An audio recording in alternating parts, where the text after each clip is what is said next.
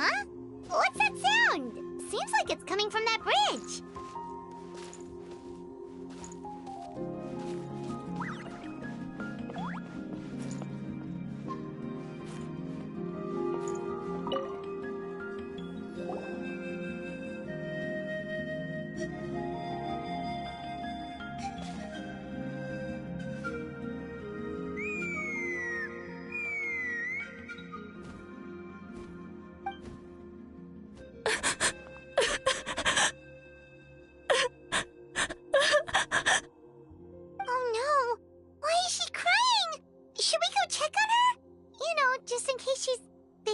Doing something stupid.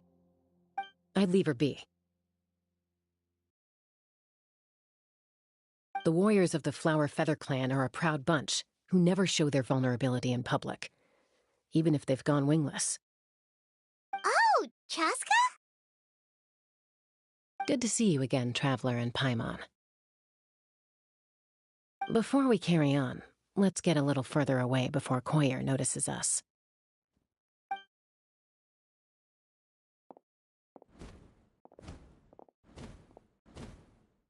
So, that girl on the bridge, Koyer, you said? Should she really be on her own right now? With the mental state she's in, it just seems risky. Don't worry. That's exactly why I'm here. Elder Alpa sent me to keep an eye on her.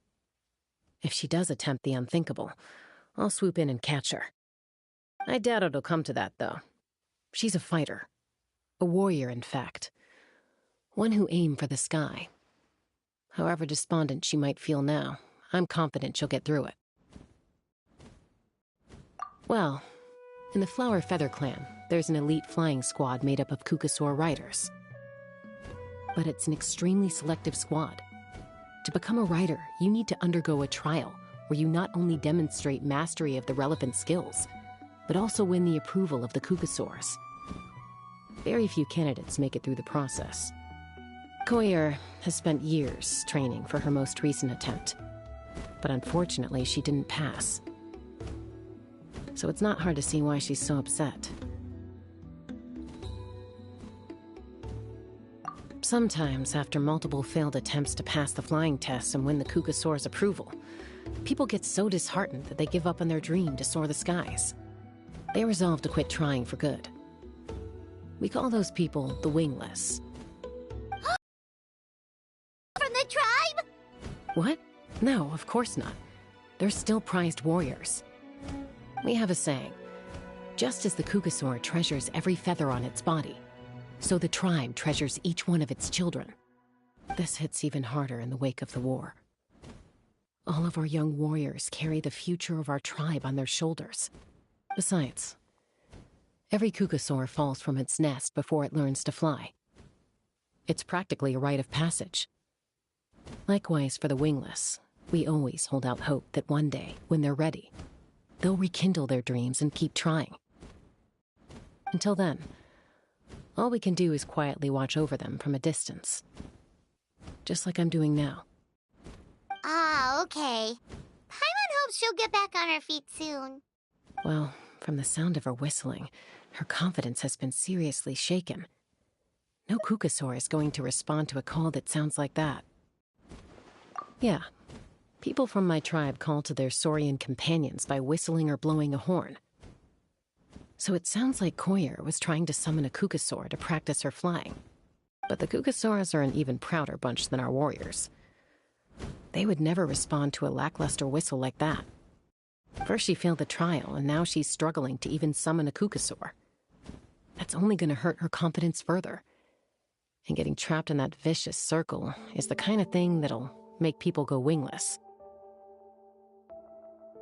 Surely there must be something we can do to help. That's very kind of you. Koyer's flying skills are up to par, but mentally she's stuck in a rut. If she wants to return to the sky, she has to overcome that for herself. I'm going to lay low nearby, just in case she takes a turn for the worse. Let me give you a tour around the tribe once this is all over.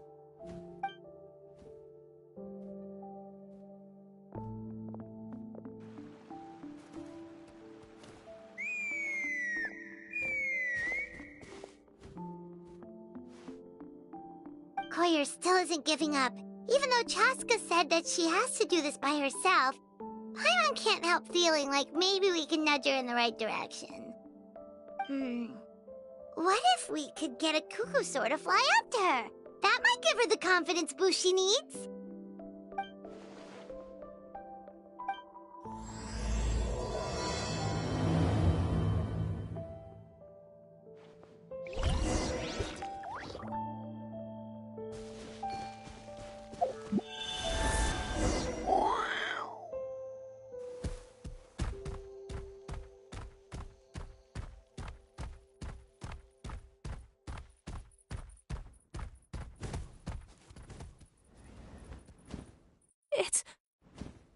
It's a Kukusaur!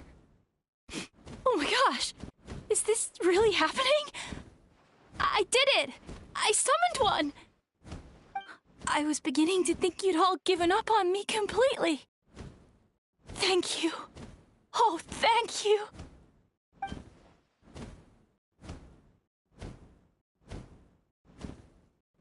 Excuse me? Would you mind if we did some flying practice together? Right now. I think I know where I went wrong in the test now. I need to maintain a higher speed on my turns. So, I just gotta practice my bell tail slides and split S maneuvers.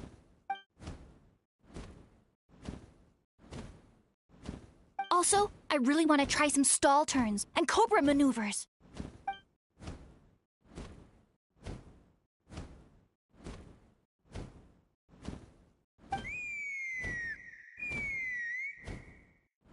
Huh? That sounded like a whistle. Is someone else trying to summon a Kukusaur? Hey! Wait! Wait!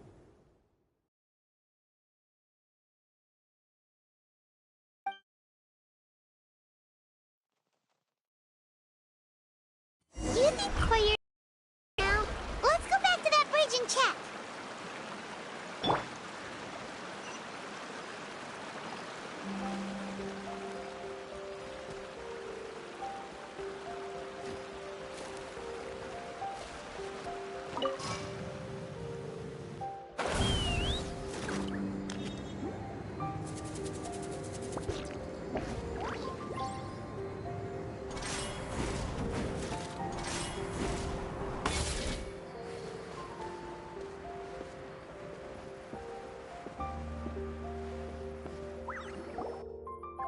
Chaska!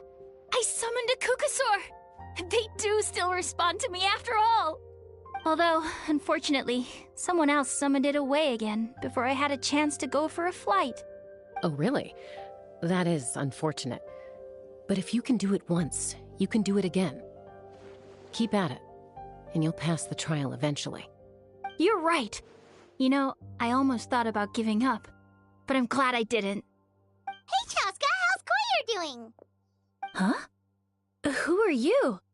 And how do you know my name? These are my, friends.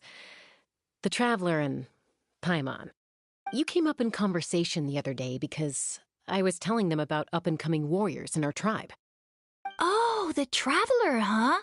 So that's you. What do you mean up-and-coming? I'm closer to being wingless than I am to passing the trial.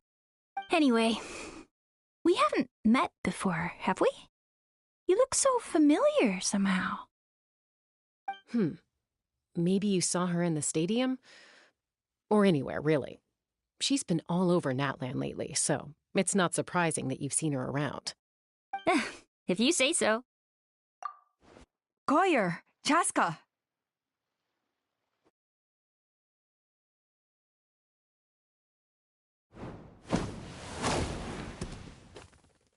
Here you are. I've been looking everywhere for you two. Oh, Elder Alpa! What's the matter? I thought I should tell you myself. We're going to redo the flying trials. Redo them? How come? This is so unexpected. And I can't believe you came out here just to tell us that in person. It's embarrassing to admit, but Due to time constraints, we didn't do a proper inspection of the arena before the last round of trials began. Then we started to notice many candidates performing worse than expected. So we redid the inspection afterwards and found a number of issues which likely impacted candidate performance. This was entirely our mistake, and I apologize unreservedly. I know it doesn't make up for it, but I thought bringing you this message in person was the least I could do. Oh, okay. Chaska, these people you're with, are they the Traveler and Paimon? Huh? You've heard of us? I have indeed. Gathering intel is an essential part of being a warrior. Plus, you've already made quite a name for yourself in Natlan. Actually, I've been meaning to invite you to enjoy our tribe's hospitality for some time. Hospitality? Oh, that includes food, right? Of course it does. If you let us host you, you'll be treated quite lavishly. Mighty warriors are highly revered in our tribe. Besides, we still owe you for your help during the war. Without you, we would have suffered far worse at the hands of the Abyss. So I like the chance to show you our gratitude on behalf of the whole tribe. Mighty warriors, plural? So Paimon counts too? Paimon's starting to like you a lot. That should go without saying. Your flying skills are the envy of our tribe. The Flower Feather clan seems like a really nice bunch of people. We definitely need to take her up on this offer. Well, I'd love to stay, but I'm afraid I still have to inform the other candidates about the retrials. With our younger generation's future on the line, there's no time to lose. Wait, Elder Alpa! Let me help! The sooner everyone gets the news, the better! Very well. In that case, Chaska, could I leave you to entertain our guests? Sure thing. Okay. Let's meet by the Obsidian Totem Pole later. Collier, let's get going. Okay.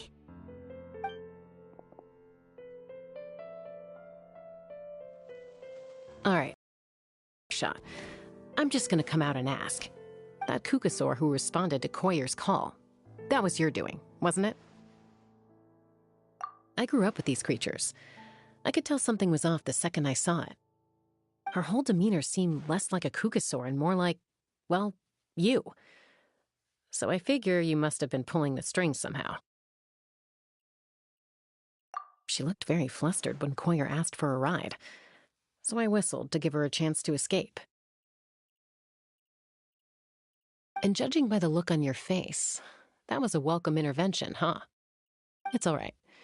If you'd rather your hidden talents remain hidden, I respect that. I won't press you for answers, and I'll keep my speculations to myself. You're the kind of person I'd still trust even if you had superpowers. I know you'd use them for good.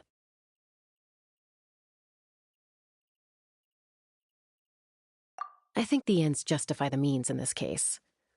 She just lacked confidence, and you helped her resolve her internal conflict. If you hadn't intervened, I likely would have gotten my mom to help out instead.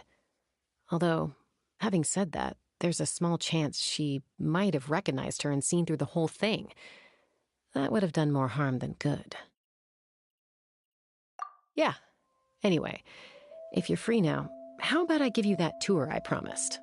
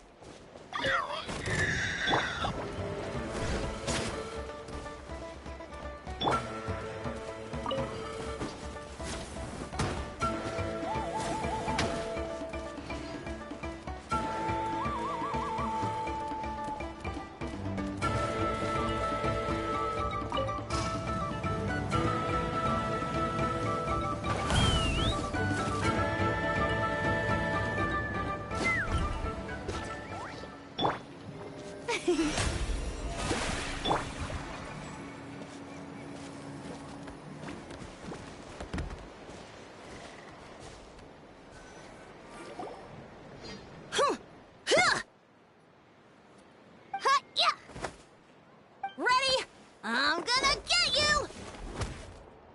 Uh-oh. Are they fighting? Should we try and break them up? They're fine. Just doing their daily combat training. Combat training? A little young for that, aren't they? Not to us. We're a tribe of warriors. In ancient times, we were the most elite troops in the nation, responsible for patrolling and defending all of Natlan. And even though times have changed, we've kept our martial spirit alive. Hey, is that Chaska? Chaska! You're back! Oh, can you come train with us? Now's not a good time, I'm afraid. I'm showing the Traveler and Paimon around. Maybe next time. The Traveler and Paimon? Wait, you mean that legendary warrior and legendary flying expert? Legendary? Yep, that's us, alright. Awesome. It's so cool that you can fly without having to ride a cuckoosaur. Even Chaska could only do that for short distances. Miss Traveler, can you teach me some cool sword tricks? Oh, Miss Traveler! My family's shop makes the best volcano cake! You gotta try it! Let's behave ourselves, everyone. These people are here as our guests. They're going to meet Elder Alpa in a few minutes anyway. Kotini, instead of being jealous of other people's talents, why not work on developing your own? Kapak, there's no point in trying any cool sword tricks until you've mastered the basics. Have you done all your sword drills today? And Yatlan, easy does it, okay? Not every conversation has to turn into you plugging the family business. Okay.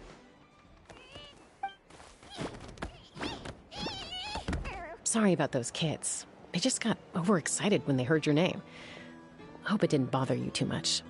This is a volcano cake that Yatlan forced into my hands. She said to think of it as an apology gift.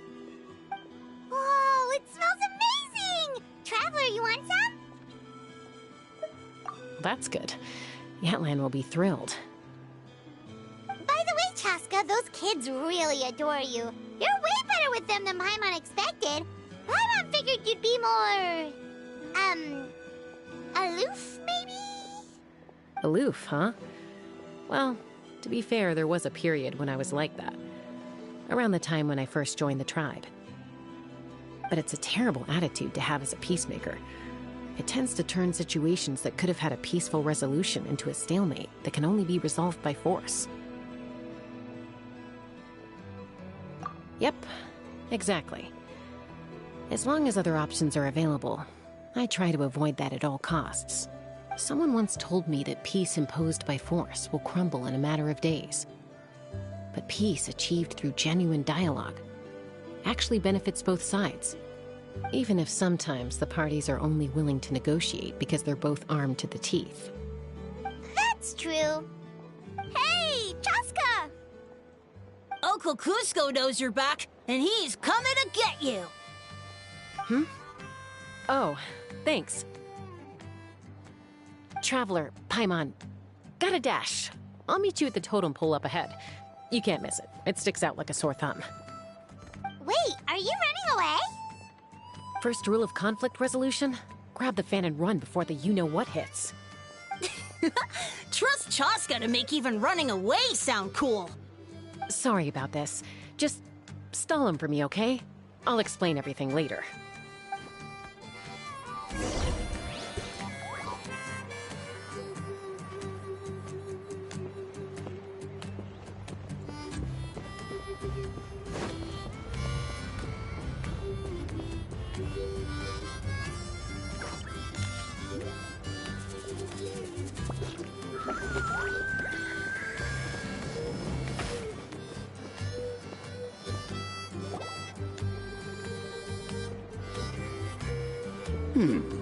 A golden-haired outlander and a white flying object.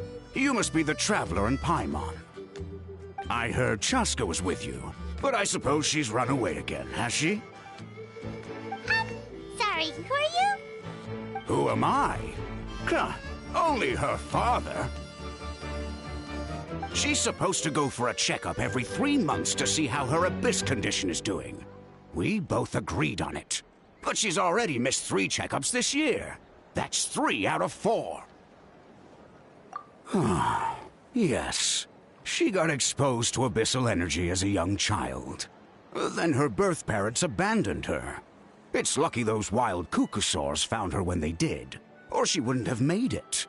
They took her under their wing and raised her as one of their own. Eventually, some riders out on patrol spotted her and brought her back to the tribe. But she was practically feral at that point. The moment you took your eyes off her, she'd be getting herself into a fight, or she'd run away to be with the Saurians. She seemed to prefer them to her own kind. She might as well have been a Saurian in human form. That must be the aloof period she mentioned, right?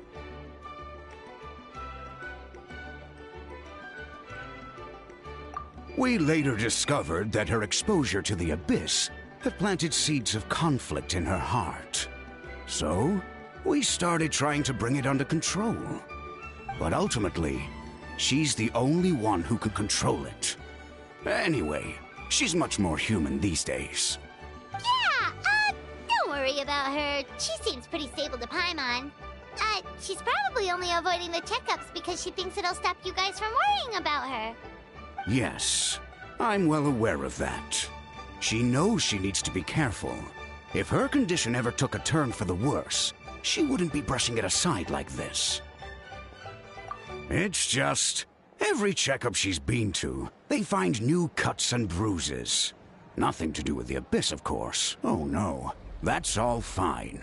The problem with her is, she's her own worst enemy. She's been living dangerously again, I'm sure of it. That's why she's avoiding the checkups. She wants to hide it from us. Yeah, Paimon can see her doing that. Oh. In the past, she always had Koichi to keep an eye on her. Now Koichi's gone, and I don't want to lose another daughter. Chaska's been increasingly reckless since Koichi passed. It's like she's trying to make up for it somehow. Next time you see her, please tell her to be careful for me. Even if she doesn't want to hear it. If she doesn't want to do these checkups anymore, that's fine. I just want her to stop putting herself in harm's way.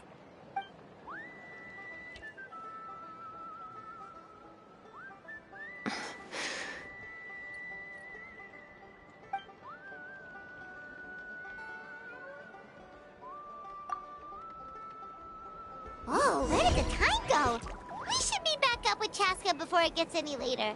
To get to the totem pole, we need to head north, right? I'm sorry.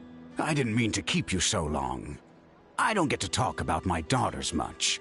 Once I got going, I, lost track of time. I should be getting back to work now. So, Oh, Chaska. Help me talk some sense into her, won't you?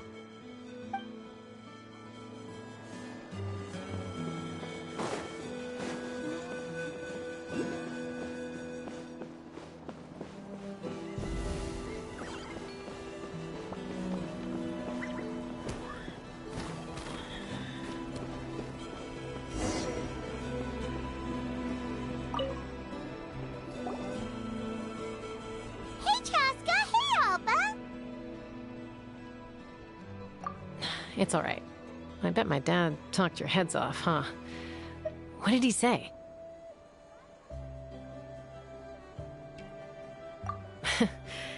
I was sometimes a little impulsive back then. That's putting it mildly. The memories. It feels like it was only yesterday when we brought you back and had Cusco and his family take you in. Back then, no one imagined this feral child would grow up to be the strongest warrior of the Flower Feather clan. Huh? You were the one that brought Chaska back to the tribe? That's right. Elder Alpa was already a veteran rider by then. She spotted me while patrolling from the skies and tracked down my Kukasaur mom. Mom agreed it was time I tried to re-enter human society. But I didn't know the first thing about being civilized.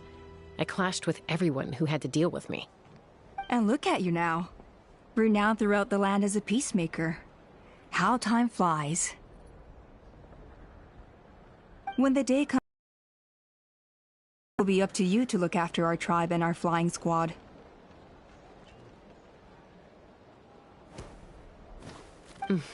You know me, though. I'm not a natural commander. I'm better off as a lone wolf on the front line.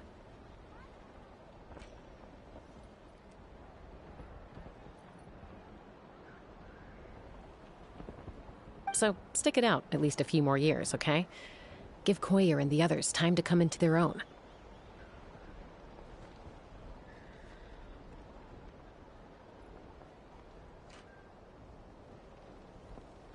Oh, stop.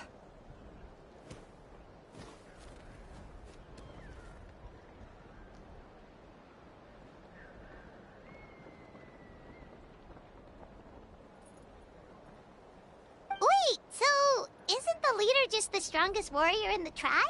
At least Paimon figured that's how your tribe would work.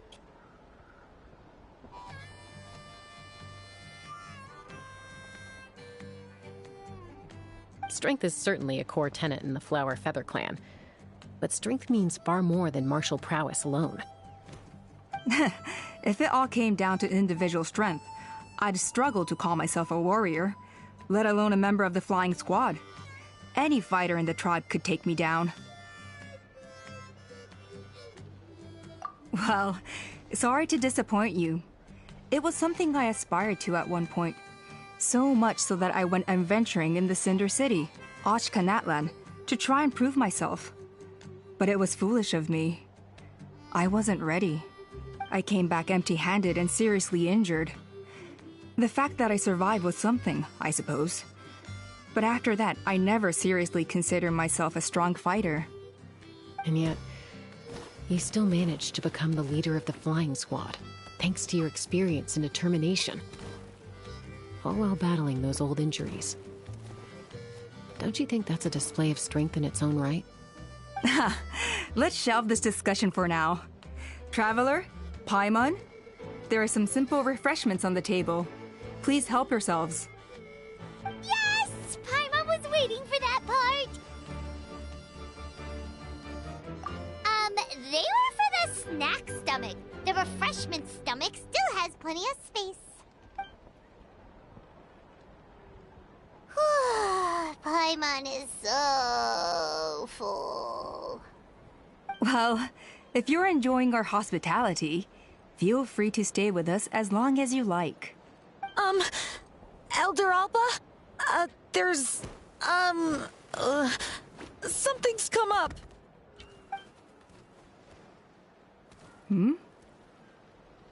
What happened?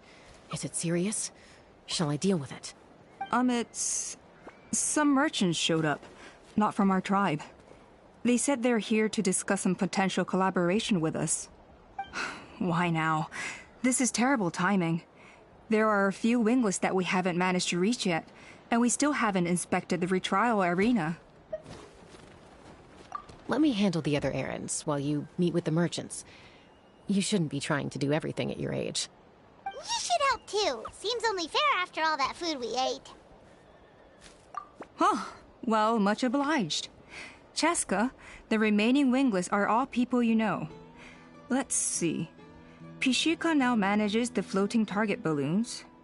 Waska's probably still addicted to eyes on the feathered prize, and Junon spends her days up on the flying platform, staring at the Cinder City. I'll leave you to tell them the news.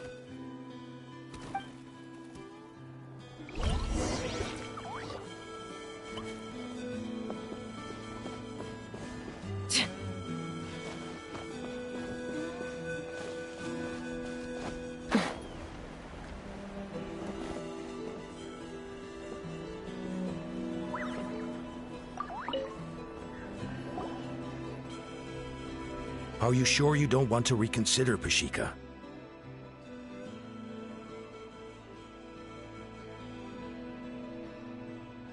I appreciate it, boss. But honestly, I'm pretty happy with my life nowadays.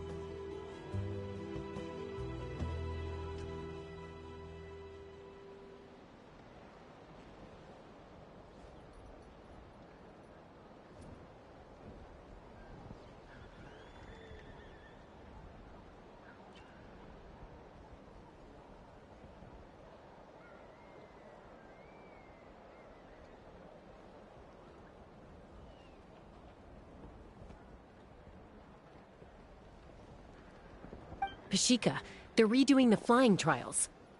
Huh? Lutoda? Ah, did Alpa send you?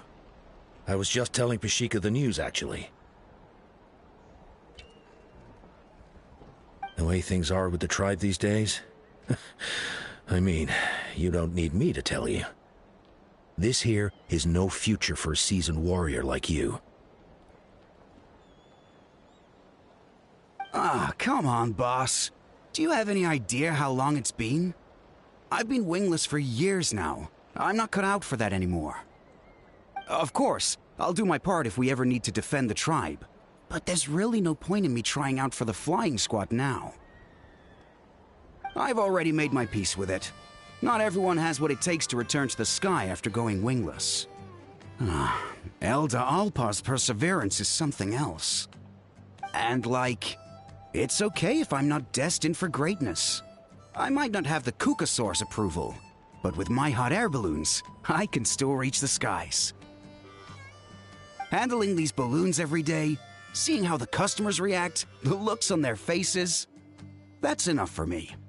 Finding something you love doing can be just as hard as passing the flying trial. It's worth holding on to. Fair enough. It's your choice. I won't force you. Oh, by the way, you should try taking a balloon ride if you've got the time. Once you've been up there for yourself, you'll see why I love it so much. No problem. If you ever want to give it a try, you know where to find me.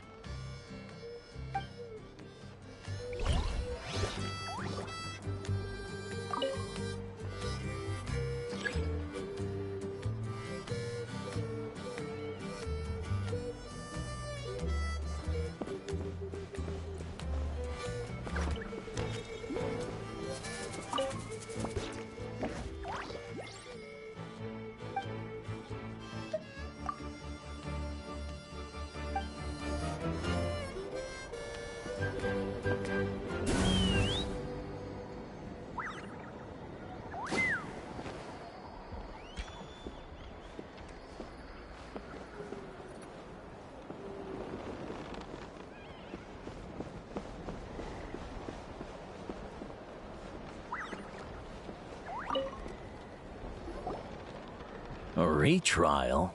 What's the point? I pretty much treat life like it's a game. No Kukasaur's ever going to approve of that, no matter how many times I try. Waskar, I can assure you, Kukasaurs wouldn't judge you for something like that. Well, they must be judging me for something. Maybe I lack fighting spirit, or just don't have the talent. Not everyone's a natural like you. Don't waste your time on me. You'll have better luck with the ones who still have their heads in the clouds. In the meantime, I think I'm going to treat myself to a few more games of Eyes on the Feathered Prize. Yeesh, there's wingless, then there's being a total lost cause. You used to be a fierce warrior, actually. But fighting spirit alone won't win you the Kukasaur's approval. Are all Kukusaurs so strict? The ones in floating target balloons and Eyes on the Feathered Prize seem pretty chilled out. It's one thing to hang out and have fun, but quite another to take to the skies with a human life on your back. Giving a ride to someone who's unqualified endangers not only the rider, but also the Kukasaur themselves. If the rider makes a mistake, they both suffer the consequences. So we have a mutual understanding with the Kukasaurs. If someone isn't up to standard, we have to reject them. Even if it means breaking their hearts.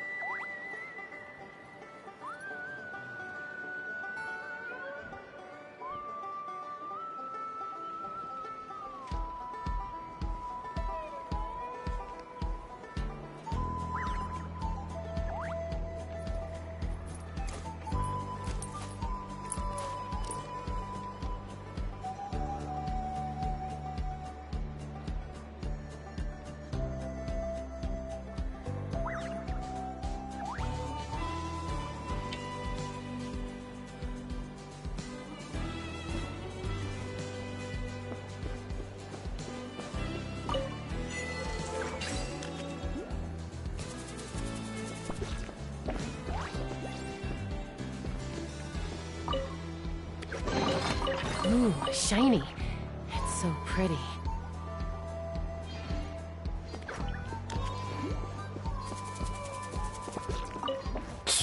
Next time. I'll definitely hit the jackpot next time.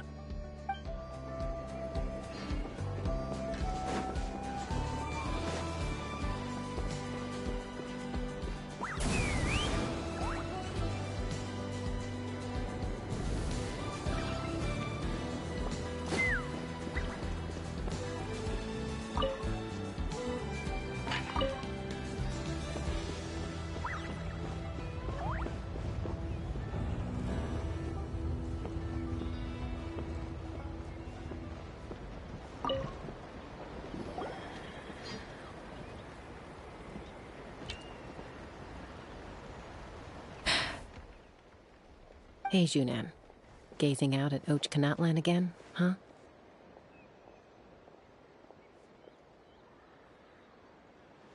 Chaska? What are you doing here? Is something up? The flying squad is hosting retrials again soon. Want to give it another try? Maybe you're forgetting the definition of wingless. I've failed so many times already that I've decided to call it quits for good. I'm done.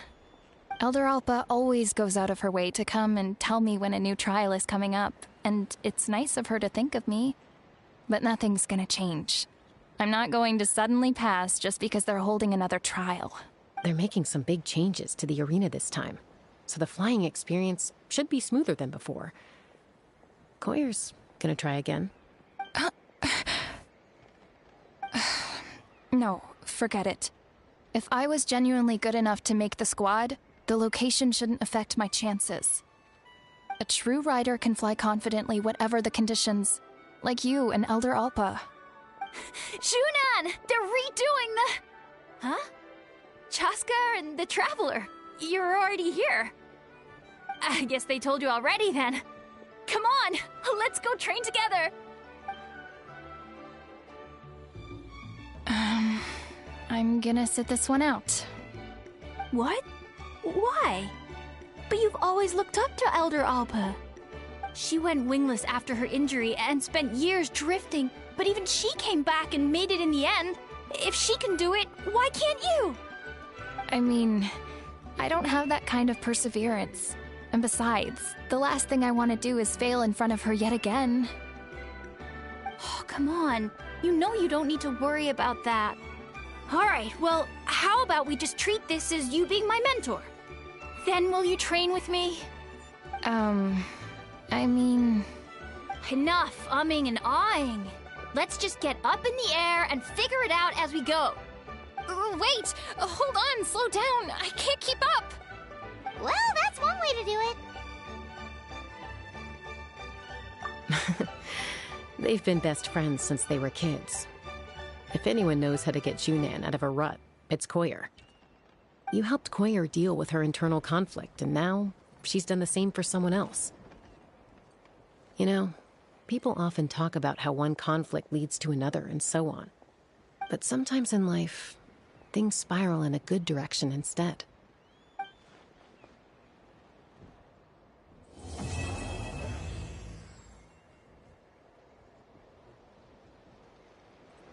We've notified all the... Right? Where to next? The trial arena. It's not far from the tribe.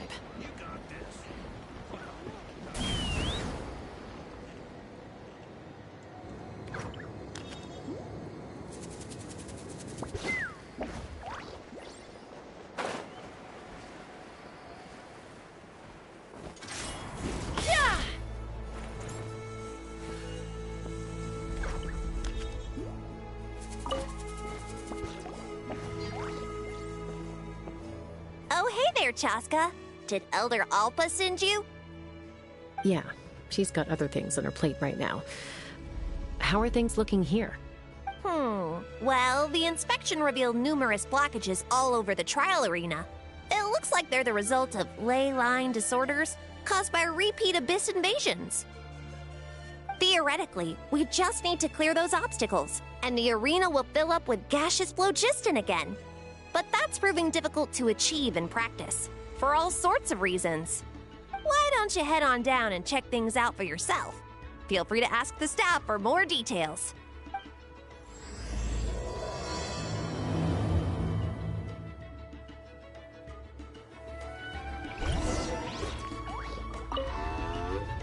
Why don't you head on down and check things out for yourself?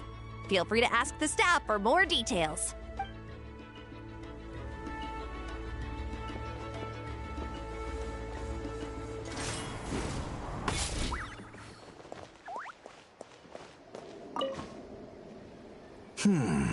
I think it should be possible to clear this spout with just a few hard hits.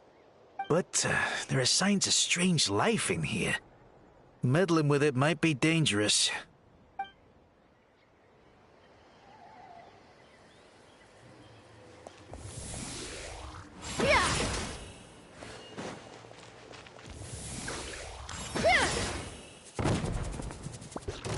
Hey! Monsters!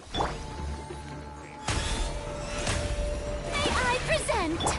Right here. Emerge. Pyroclastic Surge! Ha!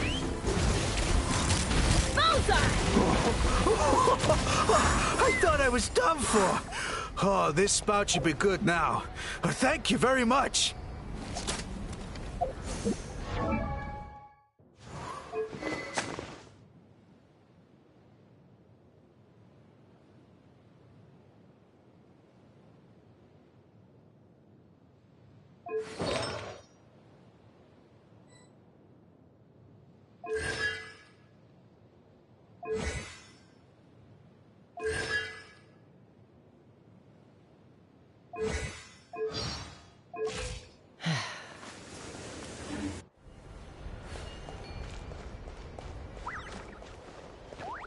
Let's fly.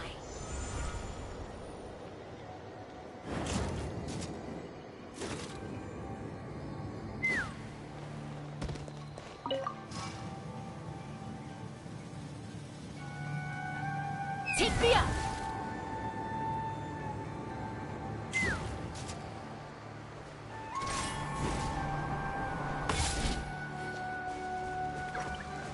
Let's fly.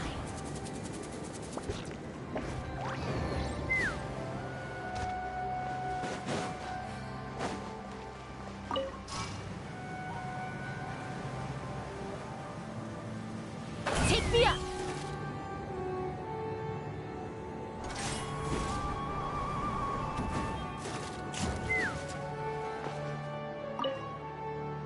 This is crazy. I put all of my strength into it, but it just won't break. Maybe Inkanak was right after all.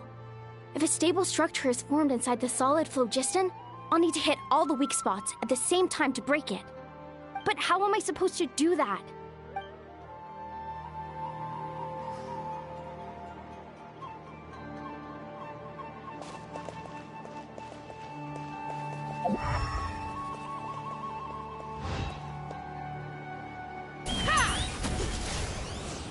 Open fire!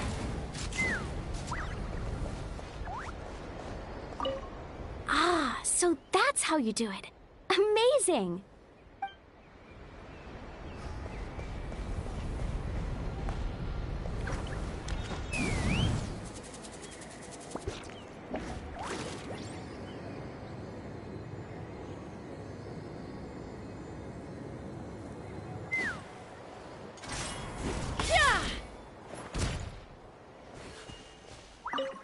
How strange. Why is there so much solid phlogiston here? Well, could be from the Children of Echoes. Maybe it got swept up here due to the ley line disturbances? And I did see those strange markings on the cliff. I can't think of a way to resolve this.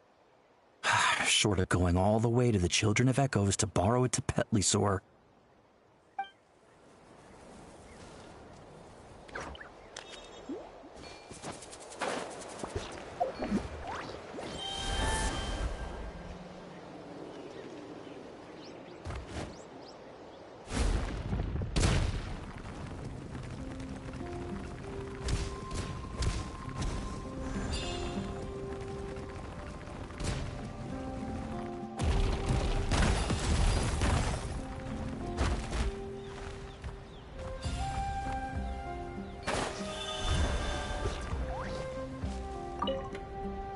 Whoa! Did you see that? A Tepetli just showed up out of nowhere. How did it get here? Just passing by, or... Huh. Well, not gonna argue with a good thing. The spout's clear. That's all that matters.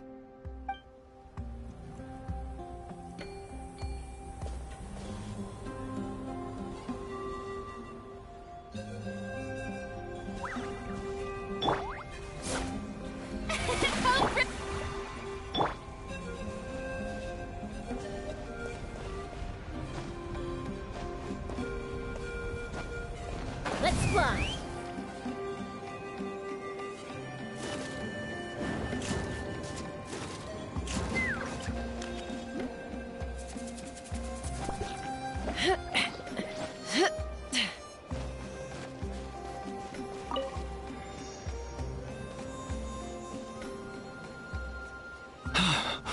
Oh, are you here to help?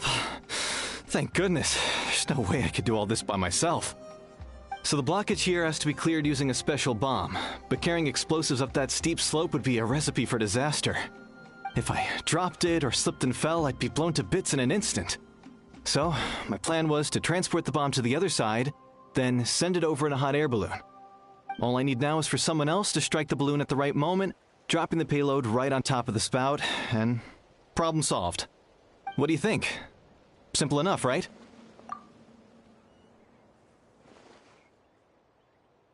Huh? Oh, that one. No, I've got no idea who that belongs to. Or how they got it up so high. I just wish I could fly up there and check out what kind of tech they're using. Ah, well. Getting the trial arena back in order is more important. I'll head over and set up now. Let me know when you're ready.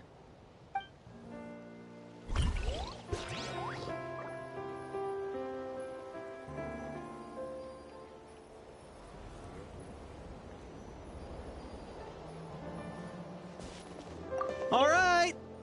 Get ready!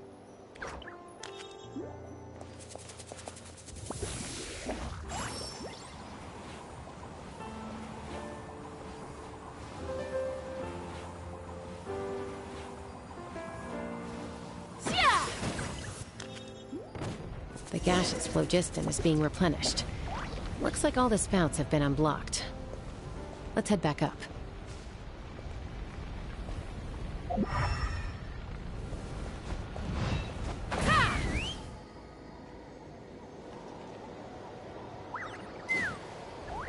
Take me up. Let's fly. Giddy up.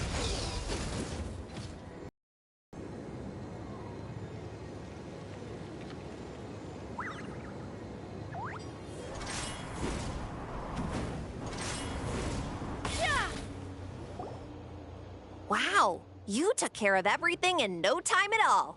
Incredible work. Now we just have to wait until the gaseous phlogiston is fully replenished. Then we can kick off the retrials. Actually, Inkanak, I'd like to do a test flight first, just to make sure we're not missing anything. Could you arrange that for me? Huh? But you only just finished getting the arena ready. There could still be other hazards we're unaware of.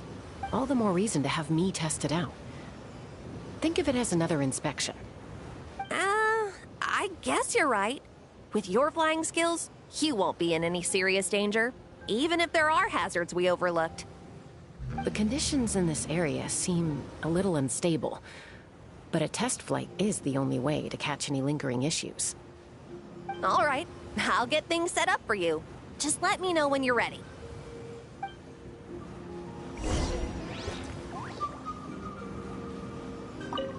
Are you ready?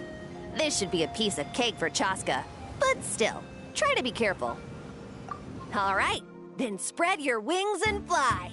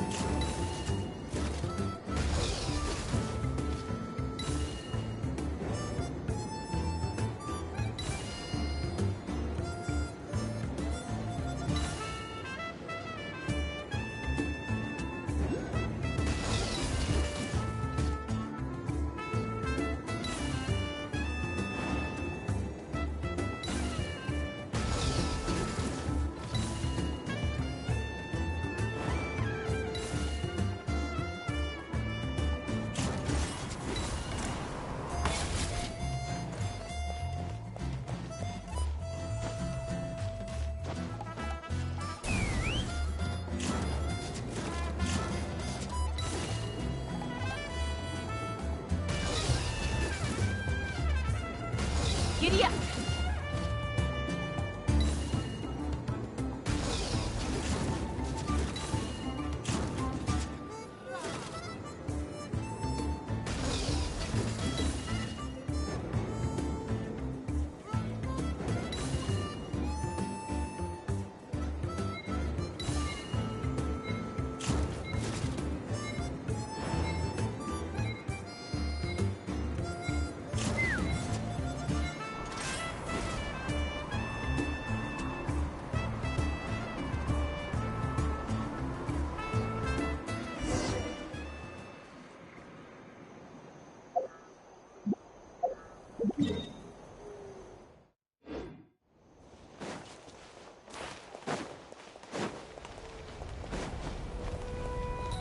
Take me up!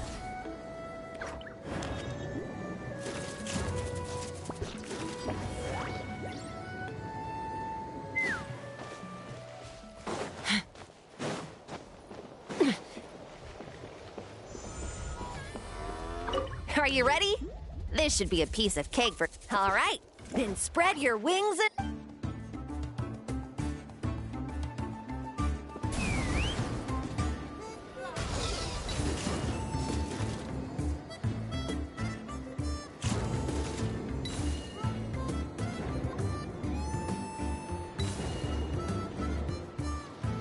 Giddy up!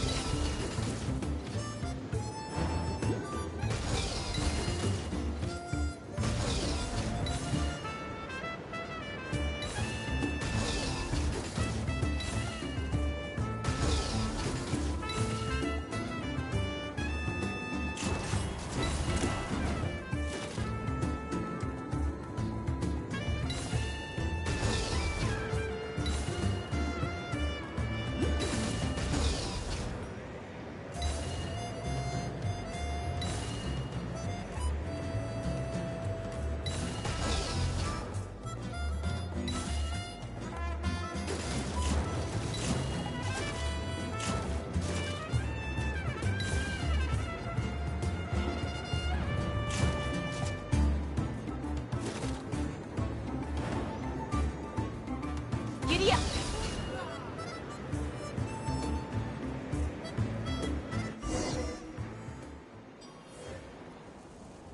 That was amazing. Paimon couldn't take her eyes off you.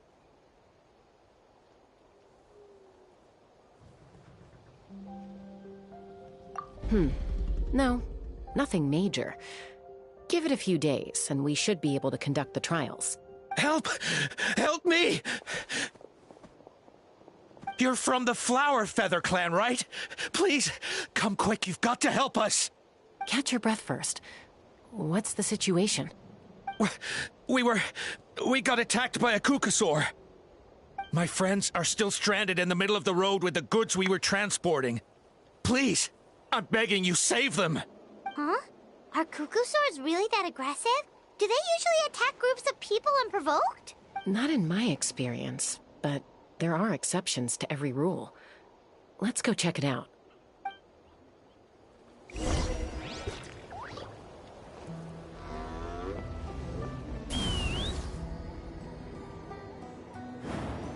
Ouch! I've never seen such an aggressive Kukusaur. Ouch! I've never seen such an aggressive Kukusaur!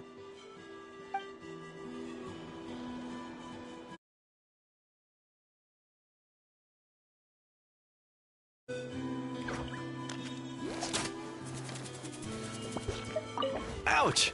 I've never seen...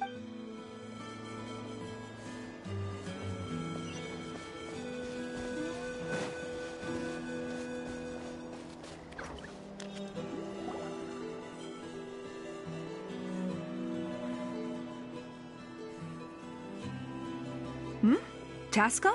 Traveler? This is a surprise.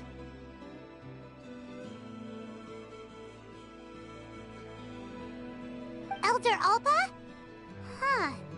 So, where's this aggressive Kukusaur we've heard about?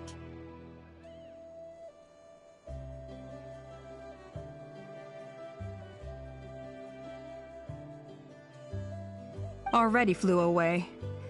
Looks like it backed off once it realized that reinforcements were coming. So why do you think it attacked these people in the first place? Was it after the food? No. These merchants are even transporting food. Ah! Thank goodness! The phlogiston wings are intact! Phlogiston wings? Thank you so much for coming to our rescue. These phlogiston wings are our most prized goods. If anything happened to them, it would ruin us. Wait a minute. Are you the merchants that were looking to collaborate with us? Wormy told me about you. Yeah, that's us. So I take it you're Elder Ulpa? I am. You must be exhausted from your journey, not to mention shaking up from the attack. Let me bring you back to our tribe to rest. We can talk business after you've recovered. But Elder Ulpa, what about the Kukasaur attack? Well, our guests here weren't seriously injured, and their goods are intact. Perhaps that Kukasaur was just having a bad day. There are so many of them around here. You'd expect something like this every once in a while. I don't think we need to pursue it any further. More importantly, how are the preparations for the flying trials going? Is everything in order over at the arena? Huh? Did you say flying trials? What a coincidence! Sounds like a perfect use case for our phlogiston wings. You'll be pleasantly surprised by what they can do. Oh, really? Now I'm intrigued. Well then, let's forget all about this Kukasaur attack for now. We have some serious business to discuss.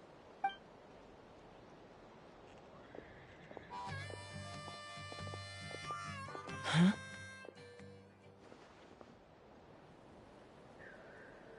So that's it? That all went smoother than expected. Well, guess we'd better get going. Huh? Chaska?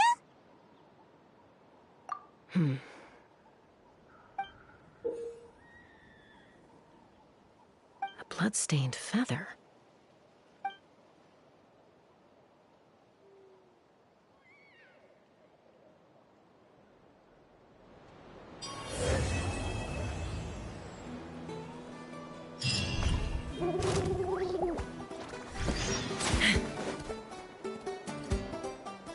Shower me with praise! The Flower Feather Clan should be about ready to hold the new flying trials by now. Let's go check it out!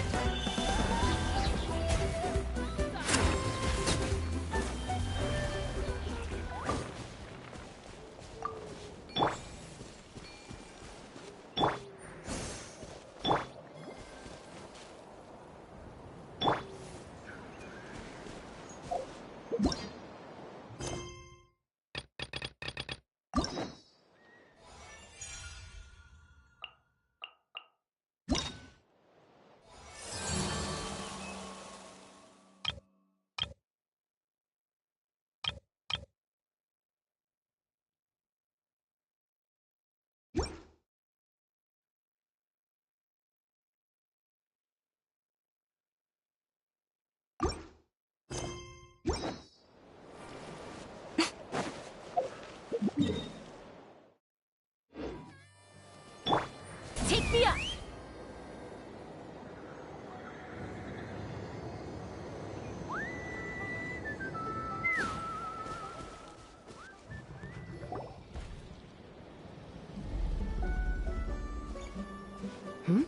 Ah, Traveler and Paimon. You came. Yep, and it looks like we made it just in time! Although, can't say the same for the Kukusaurs. Bit of a low turnout, huh? Yeah, you'll see why soon enough. All right, get ready. 3, 2, 1, fly! Whoa! We're really flying! I feel light as a feather. I'm flying without a Kukasaur. These phlogiston wings are awesome! What's going on? Paimon can barely believe her eyes. How did they fly merchants we ran into that day were selling a product called phlogiston wings. It's a flying machine worn on the back. To operate it, you just use a handheld trackball that controls the flow of gaseous phlogiston. That's incredible! Yeah. If our tribe, well, if Natlan mass adopted this technology, it would revolutionize our mobility and responsiveness in times of crisis. Just think of the countless tragedies that could be averted. I feel like I'm dreaming.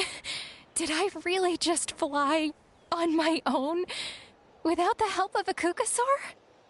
You'd better believe it! Plus, you just passed a flying trial! Right, Elder Alpa? Elder Alpa?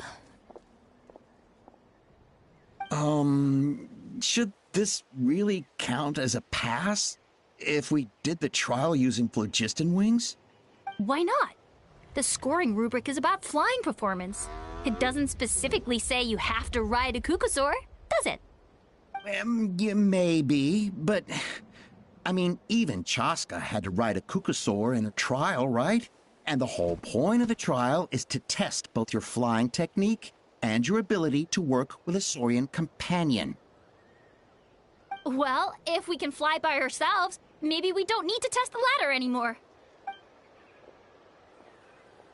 Chaska, Traveler, what are your thoughts on this new invention? Right? That's what I think, too. I agree that they have strategic value, but I don't think it makes any sense to evaluate candidates by the current testing standards if they're using phlogiston wings. Why? Shunan finally mustered the courage to go through with this, and now you're saying it doesn't count? We don't have any experience using these wings in battle, nor is it immediately obvious how to incorporate them into the existing systems in our tribe. Taking a longer-term perspective, I think we need to start by getting thoroughly acquainted with how these things work. Then we can develop a new trial format with new assessment criteria, tailored to candidates using the phlogiston wings. You all raise valid points. But Chaska, while your proposal sounds perfectly reasonable, it would probably take years to put it into practice. We lost so many people in that war. These phlogiston wings could be exactly what we need to strengthen our forces and boost morale in this trying time. And as for real-world battle experience, there will be plenty of opportunities to gain that. I have high hopes for you, Junon. Huh? Hey, stop staring into space! Say thank you! Oh, thank you. Thank you, Elder Alpa. You have nothing to thank me for. Remember, the way you got your wings back was by relying on yourself. Oh, Elder Alpa! Bad news! Kukasaurs are attacking the merchants again! Again? Okay, everyone, stay put while I... Huh? Chaska?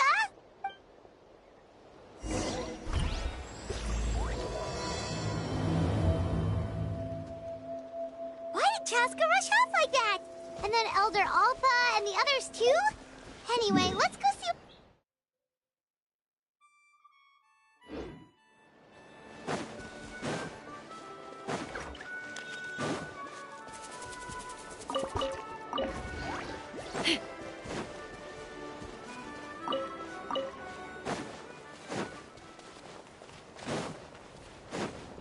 Let's fly! Giddy up!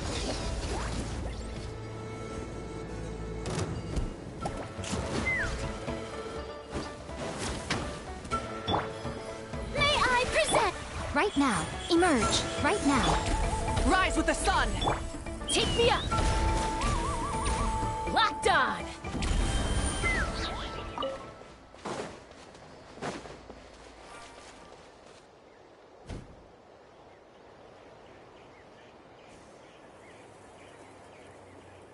Oh, it's back! It found us again! Run! Get out of here! Curses! She's really riled up this time. Hey! Stop running! We'll never outrun a creature with wings! Get back here and let's fight! Stop! All of you!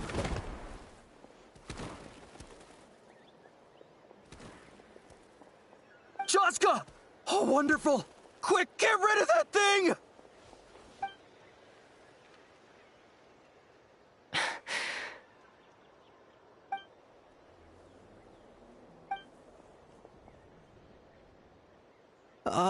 What's going on? Why isn't she doing anything? So it really is you. Sister. Wait, sister? That Kukusaur is Chaska's sister?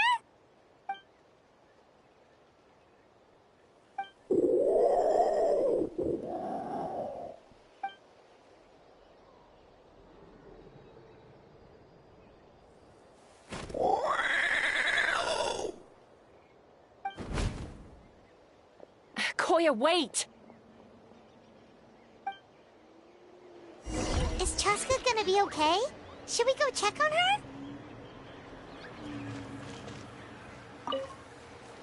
What was wrong with that Kukusaur? Why was it so aggressive?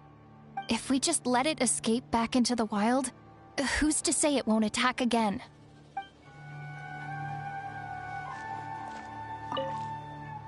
Is everyone all right? We're okay. No serious injuries. Thank goodness you all got here just in time.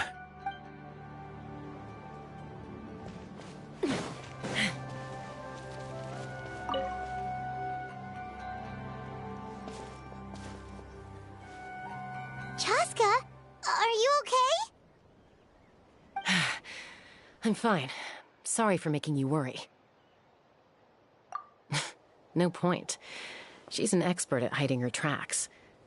Once she's shaken you off, you'll never catch up to her.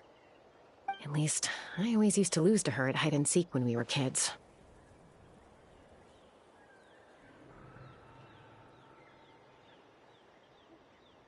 Well, yeah. You know I was raised by Kukusaurs. Anyway, she and I grew up in the nest together. Her name's Koya, and she's my big sister. We played together all the time, chasing each other through treetops or mountaintops. It felt like it would go on that way forever. Until the day I was sent back to live with the humans. Not all Kukusaurs are friendly towards people. Koya, for instance, she's fine with me because we grew up around each other, but she's not fond of other humans.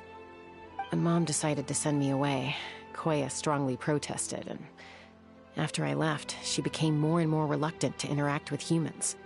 Maybe she thinks that humans stole you away from her. It's a possibility, but in any case, we still stayed best friends at first.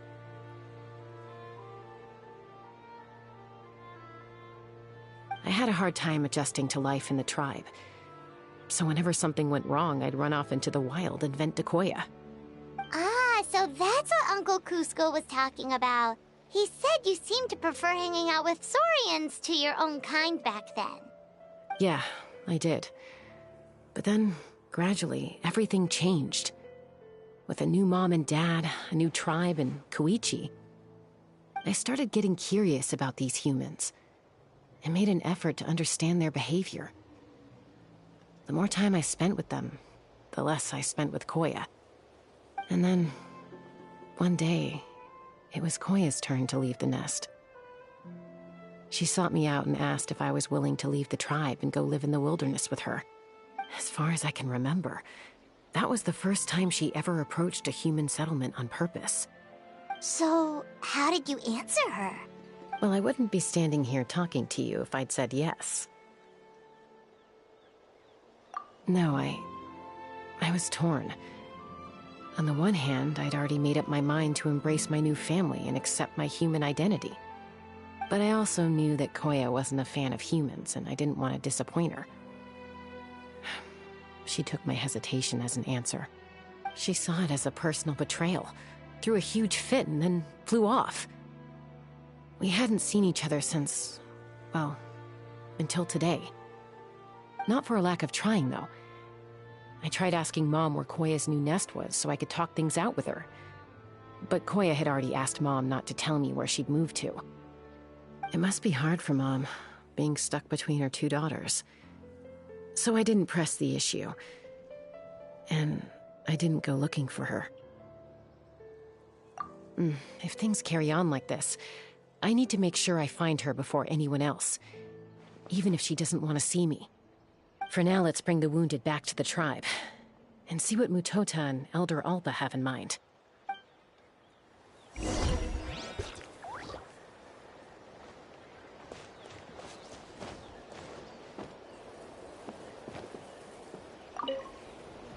What was wrong with that Kukusaur? Why was it so aggressive? If we just let it escape back into the wild, who's to say it won't attack again?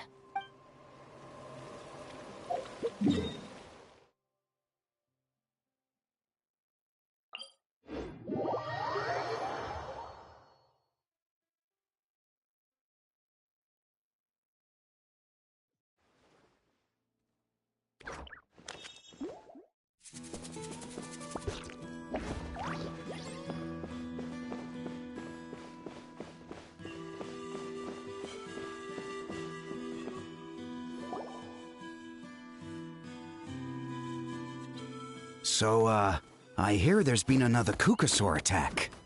Ha! I knew it! They're wild animals, and they can't be trusted.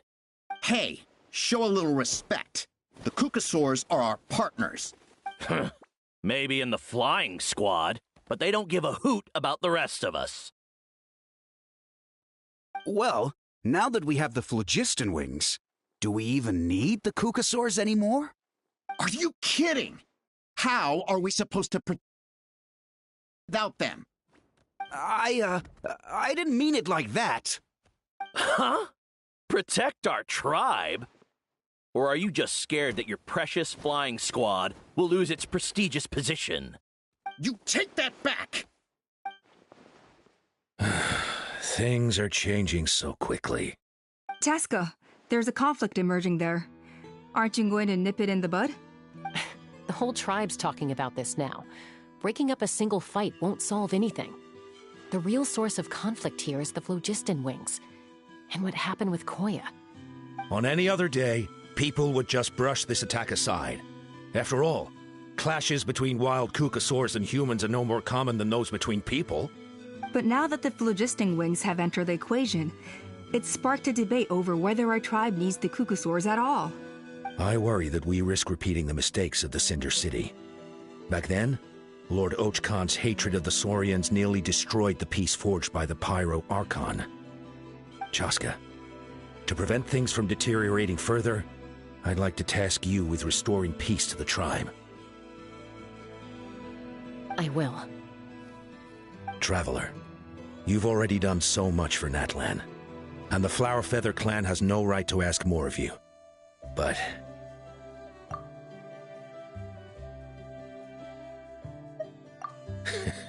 looks like I was making a mountain out of a molehill. And don't forget about Paimon. Just leave this to us. This whole situation has unfolded so quickly that it's put us on a back foot. To tell the truth, it makes me a little suspicious. You think someone might have orchestrated all this? It's possible. Leave it with me. I'll look into it. Also, Chaska, could you try to keep a low profile while you're out there digging around? We don't want to give our hand away. I'll do my best. Okay, so where should we start? This all began with Koya's attacks. If we can find out what led her to do it, that should give us something to work with. Unlikely. Given how she reacted when I showed up, I don't think she's forgiven me. If you want to resolve a conflict through dialogue, sometimes you need a third-party facilitator. Let's go see my mom.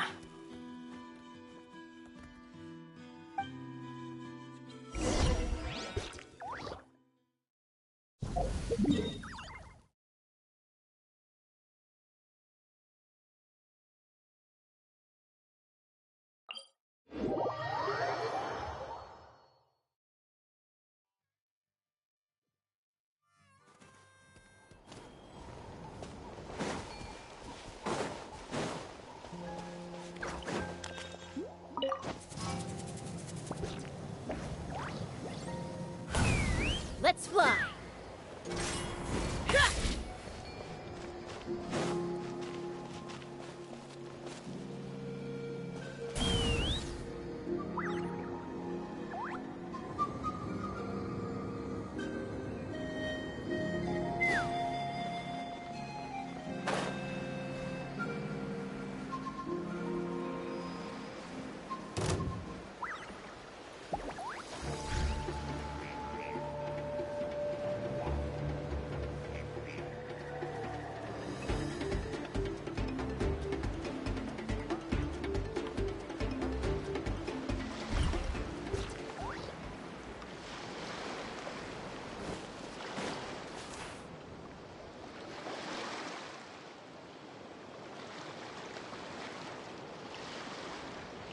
Wow, so this is where you used to live as a child? Mm-hmm. When I was little, we used to do this thing where I'd jump from the top of this tree, and Koya would fly over from the platform and catch me in midair. Or sometimes we'd both fly from the treetop together, and then after some aerial maneuvering, she'd throw me up onto that platform. After we got a bit older, we went to the nearby shores looking for even greater heights. Stop! You're gonna give Paimon a heart attack! Oh, really? I just thought it made a fun story. What? You too? All right, fine. Let's focus on the matter at hand.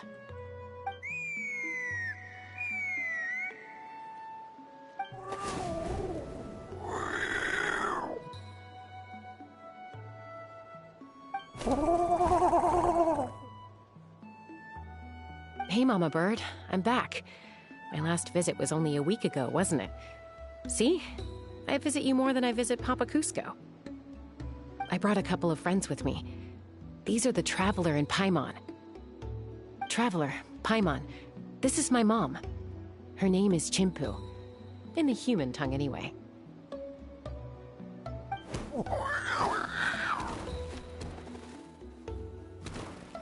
Hi! No, not really. I don't speak it as such, but I can sort of get the gist. Although only with Mom and Koya, since I spent my formative years with them. Even then, it's basically a best guess based on their sounds, body language, and expressions. Seems to work about 9 times out of 10, anyway. As for whether Mom understands me, I can't always tell. But somehow we still manage to communicate. Call it the family bond, I guess.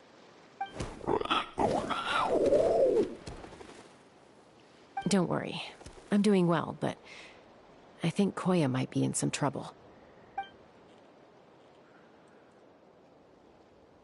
I'm a fan of humans, but she's never deliberately attacked them before either. What's behind this sudden change? Does, Auntie Chimpu know anything? Doesn't look like it. Koya hasn't visited her in a long time. Then, could you please tell me where she's living nowadays? I really need to talk to her. If this animosity between her and the tribe continues, then the next time there's an incident, I don't know if I'll make it there in time.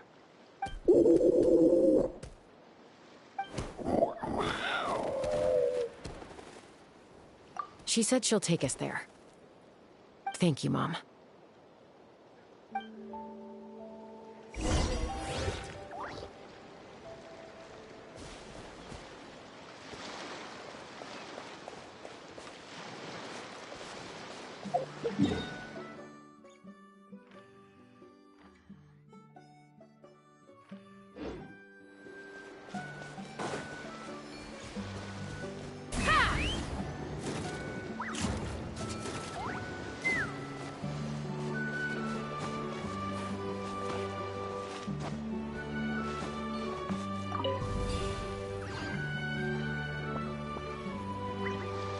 Let's fly!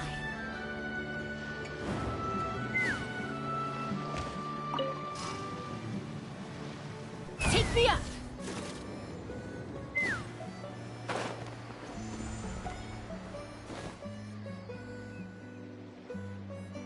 Let's fly! Yeah!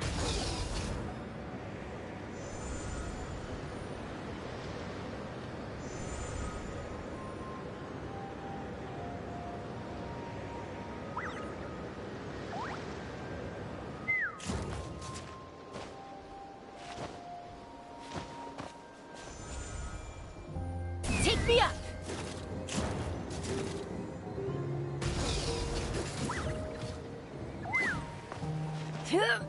Let's ride!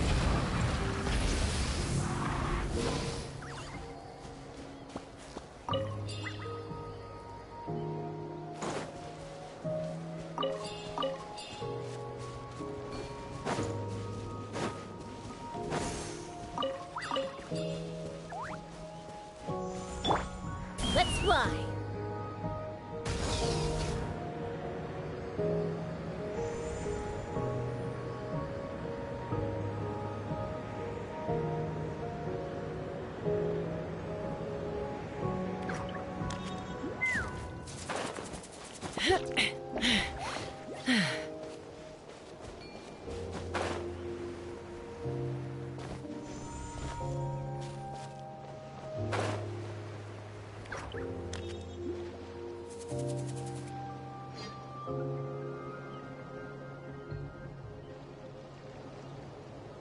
This is a really remote location. Guess she was trying to get as far away from humans as possible. We stay here? Okay. Got it. Traveler. Paimon. Mom says we should stay out of sight for now. She'll talk to Koya first. Koya is very hostile toward humans right now. So if we show up unannounced, it might just make things worse.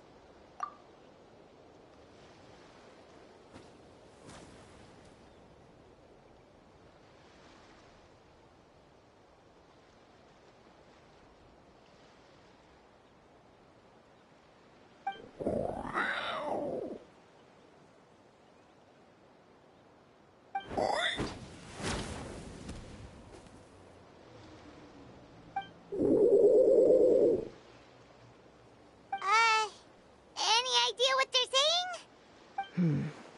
Sounds like things are more complicated than I imagined. There's evidence in this area suggesting that Koya might have been the victim of a human attack.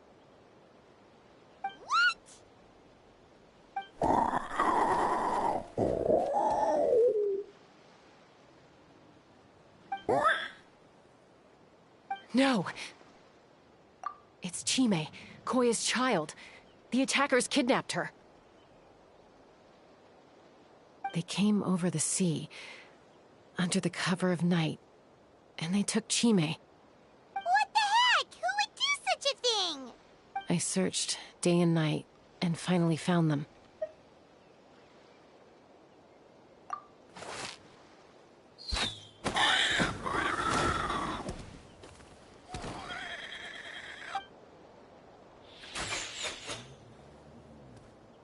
Oh, yeah! Tafal's contraption is working like a charm! Got her in one! Hey, there's another one! Wait, is that the one that got away last time? Who cares? Just get them all! T'Pol pays us per catch.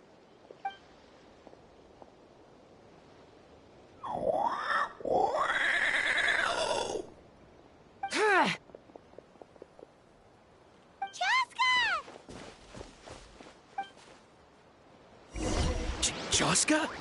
How do you get here? Quick, stop her! Don't you even think about running away!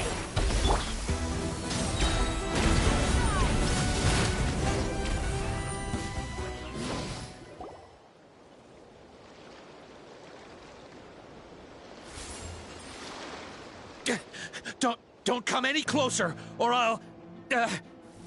Go, Phlogiston Wings! Take me out of here! Ah! Uh-oh, looks like it malfunctioned. This is bad. Mom and Koya are already injured. And if that thing explodes right next to them... Help! Elemental energy suppresses it! Please, someone! Get back!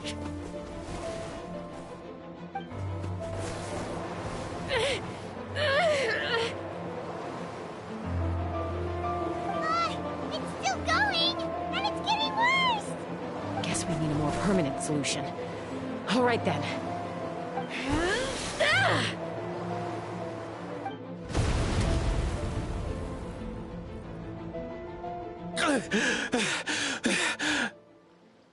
That was too close. I thought I was gonna die.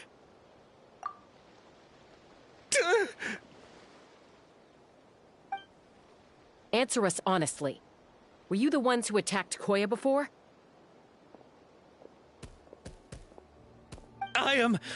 No, it was...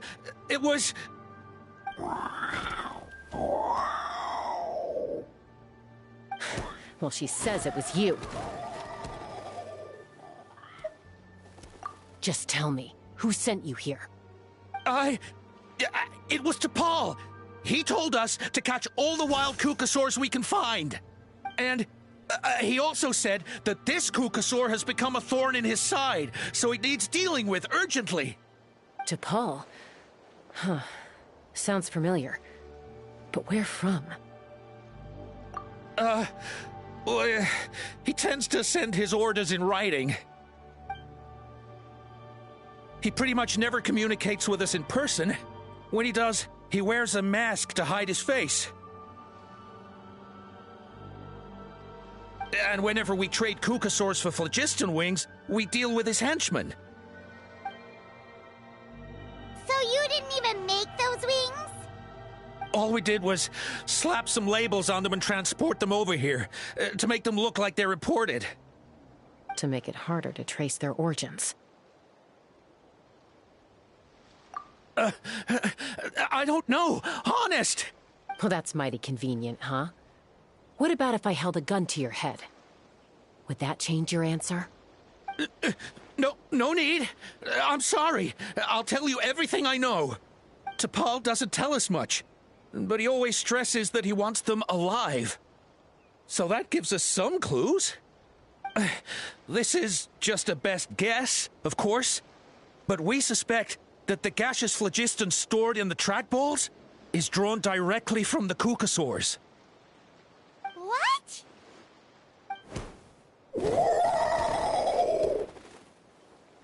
Easy now. You're still injured. Hey, keep talking. Yes, ma'am. So, the gaseous phlogiston has to be highly refined in order to power the phlogiston wings. The slightest imperfection can have disastrous consequences, as you just witnessed.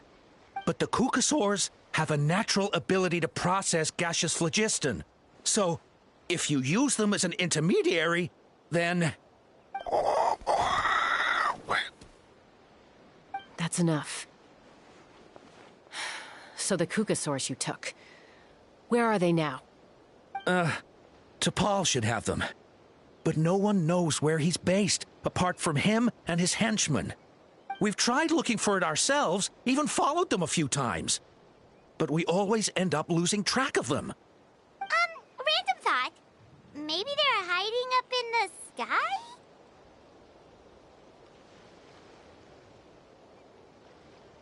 T'Pol.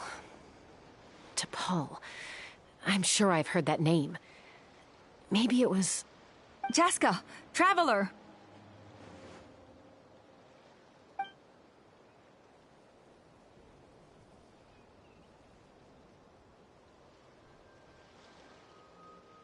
That voice! It's Alpha!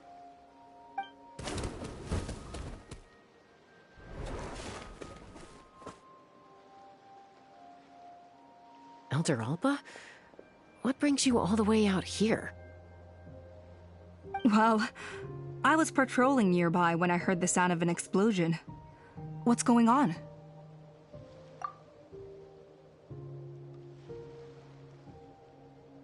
I don't believe it. Elder Alba, does the name T'Pol ring a bell to you? I feel like I've seen it written down before. Maybe in a list of candidates for the flying trials? Huh? So he's a member of your tribe then? No. If he was a member of the Flower Feather clan, I'd definitely know him. Now that you mention it, I do remember a young man from outside our tribe who came to participate in our flying trials once. You were away on a mission at the time, which is probably why you don't remember him. He was a craftsman from the Children of Echoes, but he'd always dreamed of soaring the skies, so he wanted to join our flying squad. The Children of Echoes? That's rare. But despite his best efforts, he unfortunately failed to pass the trial and gain the Kukusaur's approval. In the end, he went wingless and returned dejected to the Children of Echoes. Wingless, huh? Maybe he invented the phlogiston wings to get revenge on the Kukusaurs. Perhaps. Or maybe it's simply his way of dealing with his regrets over his past flying endeavors. Either way, it doesn't excuse his abuse of the Kukusaurs. I'm gonna take these guys back and expose the truth to the tribe. It's time for this conflict to end.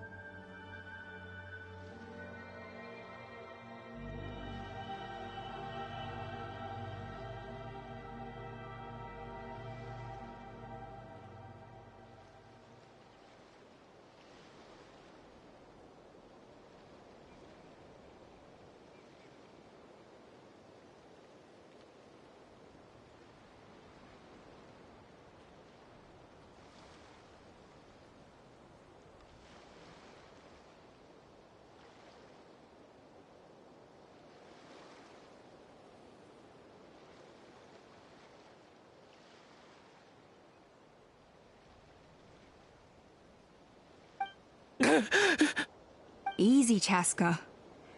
Remember what I said about keeping a low profile? The ringleader still hasn't shown himself, and this man's allegation about powering the phlogiston wings with Kukusaurs is only speculation. Bringing these men to the tribe now won't win over any current supporters of the phlogiston wings. In fact, it may even escalate the conflict further. After all, many are mistrustful of the Kukusaurs after recent events. Is that why T'Pol waited until now to try to capture my sister? I don't know. I mean, he did tell us to spread negative rumors about the Kukusaurs and slip some Mora to anyone opposed to them, but... But Koya only attacked humans because they stole her child! Nevertheless, we will be hard-pressed to change people's minds while emotions are running high. Unless we have irrefutable evidence. Bravo! My thoughts exactly. In the meantime, leave these men with me. I'll escort them back to the tribe. I'll take the other members of their crew into custody, too. They won't get another chance to stir up trouble. Fair enough. I guess finding T'Pol is gonna be the key to resolving this conflict. Let's hope the Children of Echoes have some info on him. Sorry, whatever it is, it'll have to wait till this is all blown over. I have to fix this situation before it spirals out of control. Mom, sis, rest up and get well soon. I gotta fly.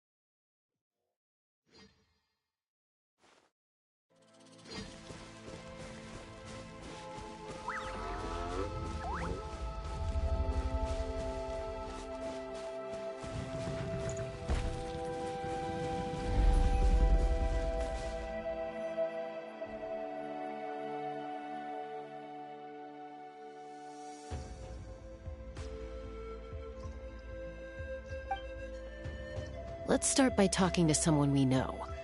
It'll be faster that way.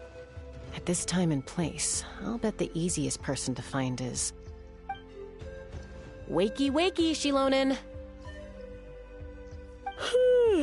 Oh, it's you. Okay, give me a second. I'll come down.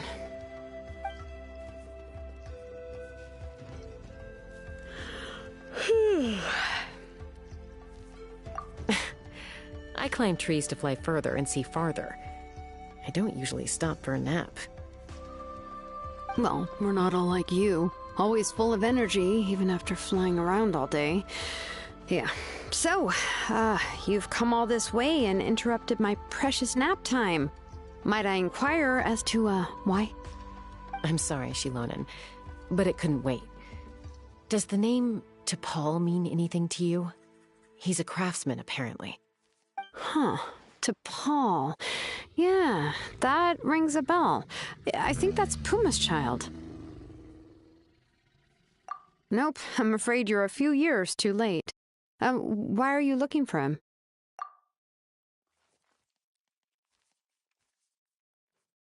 Huh, phlogiston wings. Wow, okay. The kid actually pulled it off. Well, looks like, no more rest for me today. Pulled it off? You mean he's tried making something like this before? Yeah, he started trying to build a flying machine right after he got back from the Flower Feather clan. So right after he went wingless, then. Was this flying machine anything like the gun you made me? You mean your gun that's harder to tame than the proudest Kukasaur? No, he wanted to build something that allows anyone to fly freely, even if they're not naturally gifted.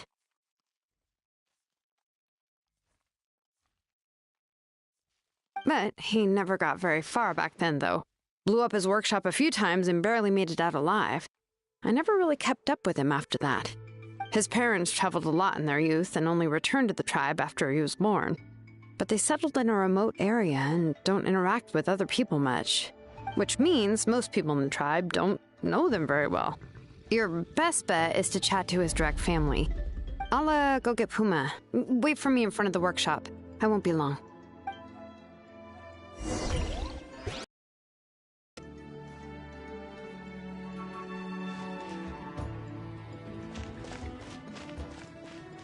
Full throttle!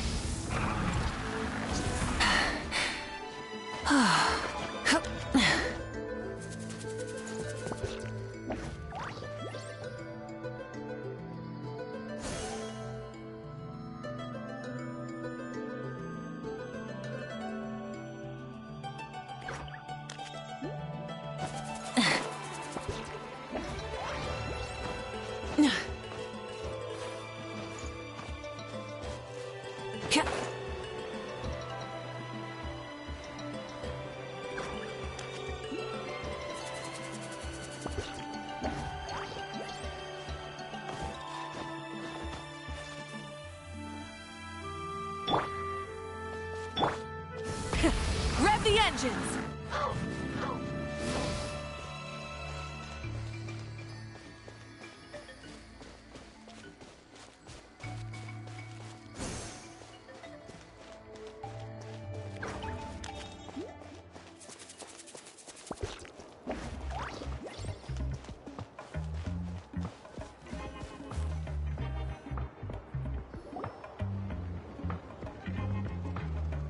I'm back. Allow me to introduce T'Pol's mother, Puma. Hello, Oh, save the pleasantries. I don't want to spend any longer talking about that boy than I have to. Huh? I disowned him long ago. He is no child of mine. All he cared about was his pipe dream of reaching the sky. Oh, we tried to talk sense into him, but he was obsessed.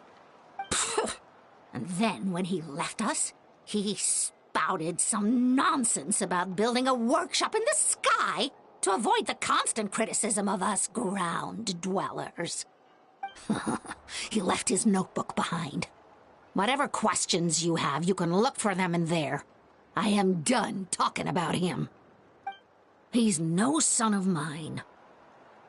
He never called me Mom anyhow.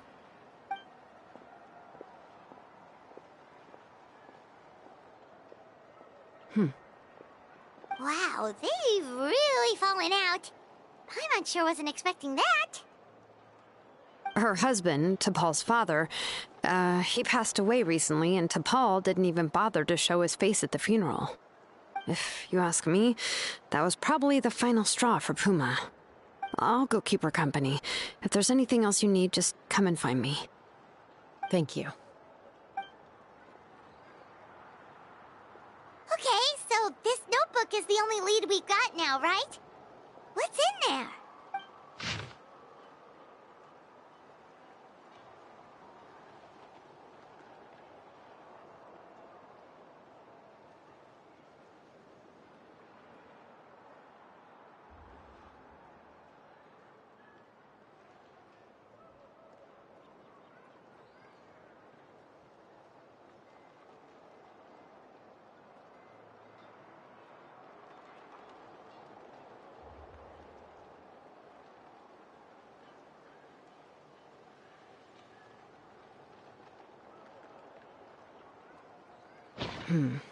Some early designs for the phlogiston wings, and some theorizing about an airborne workshop. Natlan, the Cinder City. Looks like that's where he got his technological inspiration from. So, was he serious about the workshop in the sky? But that's such a big project for one person. Do we think he actually pulled it off?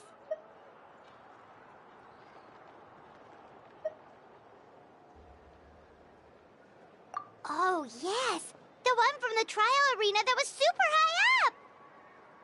That balloon has been there for a while, and everyone's been wondering how it got up there, but what if that's the wrong question?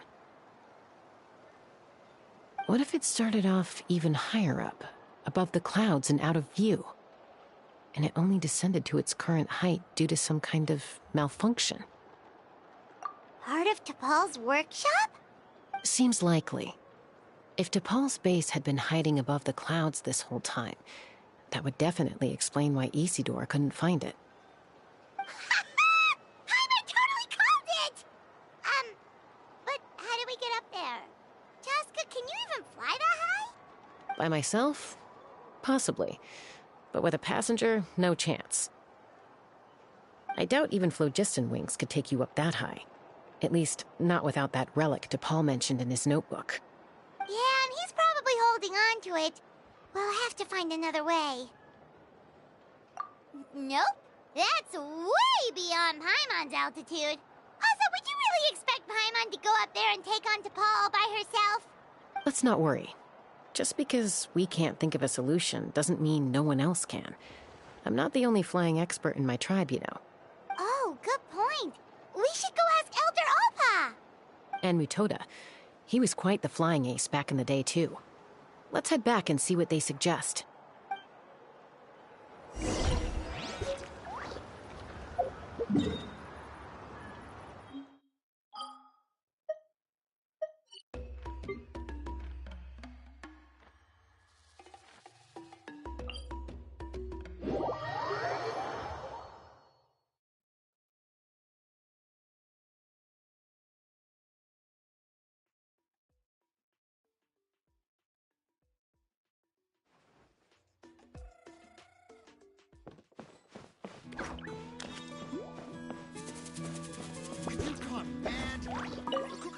Are our partners. Chaska, you're finally back. Things are getting really tense in the tribe. Have you made any headway with your investigation? Some people even think we arrested the merchants just to support the flying squad and crack down on the phlogiston wings.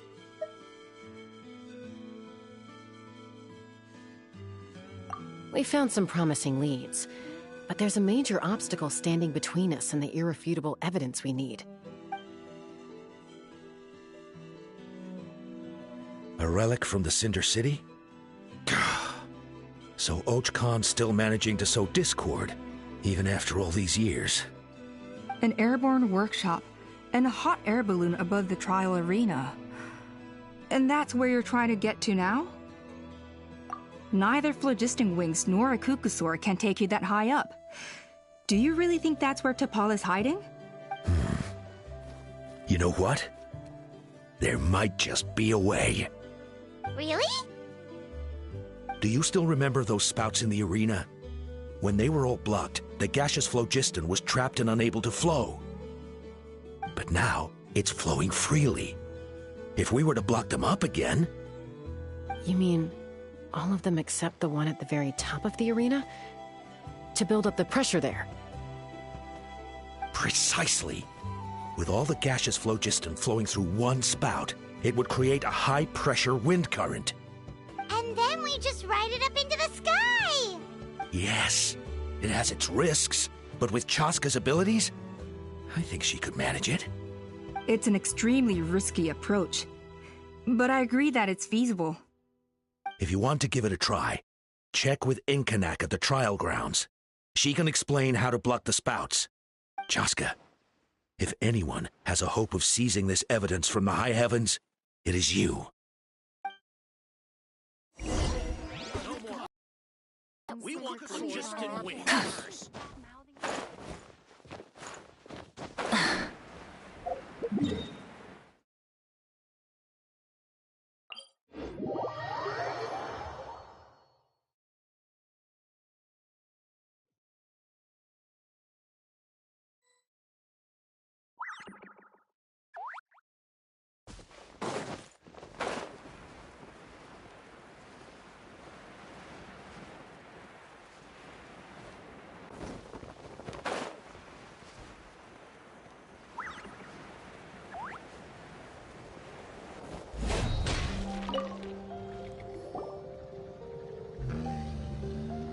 Goodness me, that is a very bold idea. Maybe so, but we have to act fast. What's the quickest way for us to block off the spouts? From a technical perspective, I'd have to advise taking some measurements and carefully planning this out first. But then we'll have to take the rough and ready approach. See the solid phlogiston over there?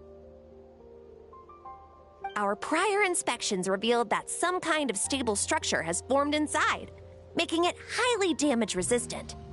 It's not without its weak points, but unless they're all struck at the same time, the structural integrity won't be threatened.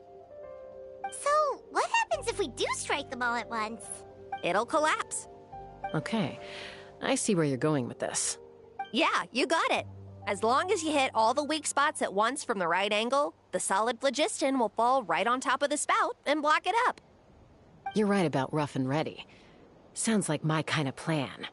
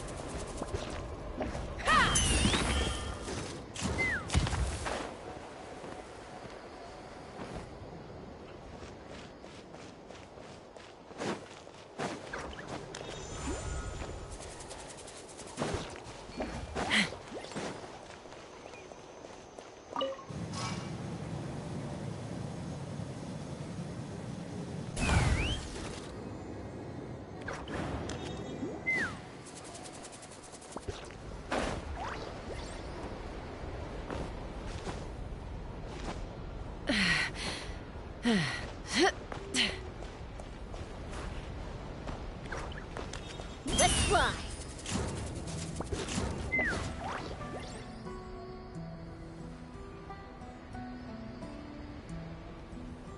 Take me up.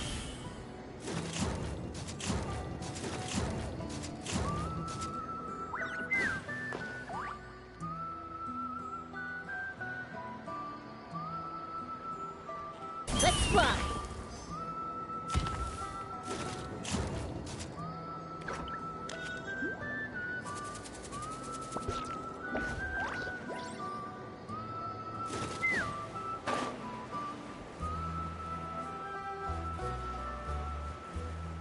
Look! There's a chunk of solid phlogiston right over that spout!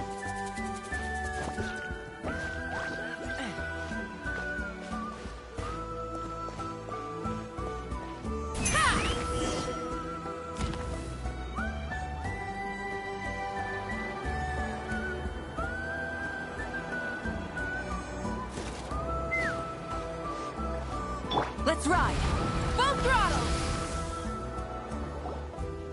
It actually worked!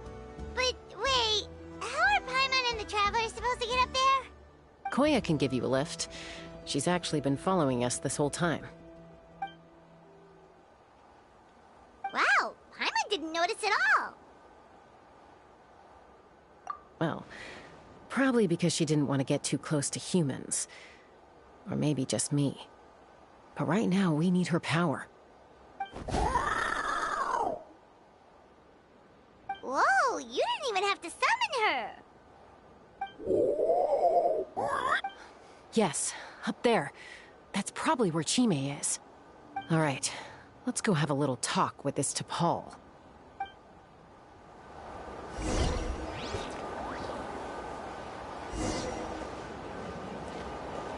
Let's fly!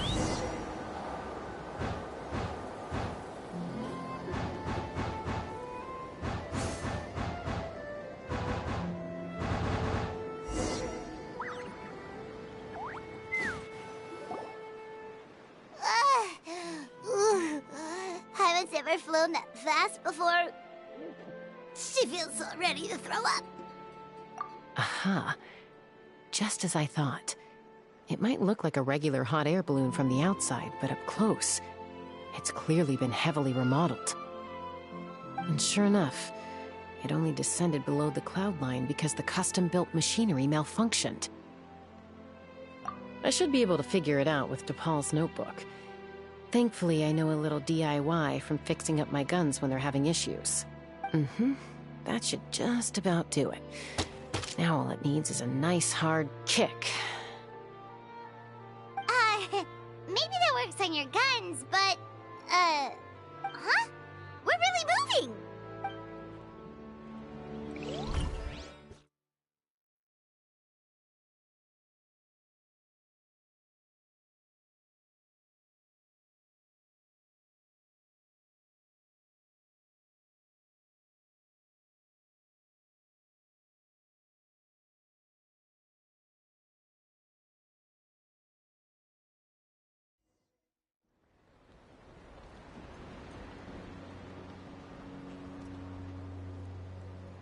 Here it is! The workshop in the sky! Oh, you gotta see it to believe it. Makes you wonder why T'Pol even bothers with phlogiston wings when he has tech like this. Well, according to the notebook, the platform beneath us runs on components from the Cinder City. Those can't be mass-produced. Also, I have some doubts about its mobility after seeing how it moved just now. For someone like T'Pol who dreams of flying freely, this definitely doesn't cut it. But if he's got that relic, he should be able to make a set of prototype wings for himself, right? Why bother making a whole flying workshop so he can mass-produce them? But this doesn't add up. If he's already achieved the power of flight, then he must have bigger dreams we don't know about. With any luck, we'll find the answers in his workshop.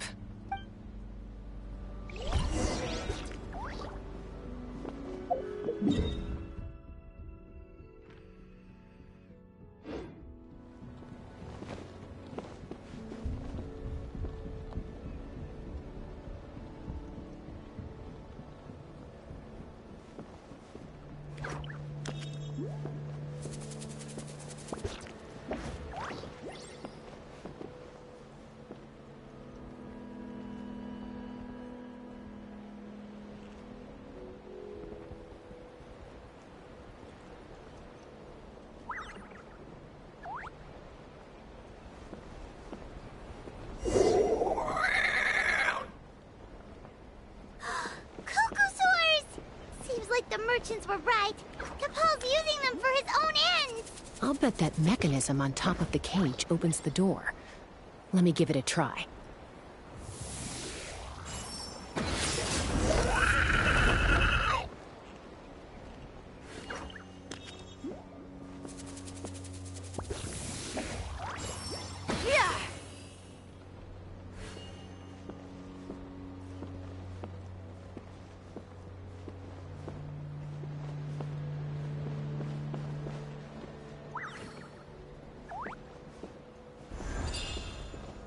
Yeah.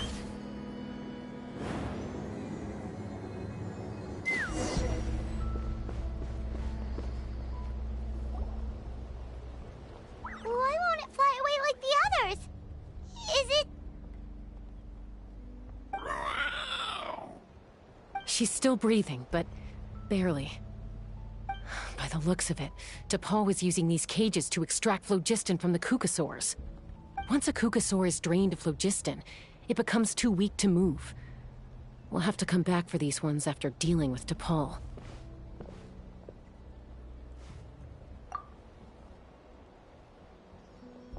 Let me see. Looks like a record of his phlogiston research.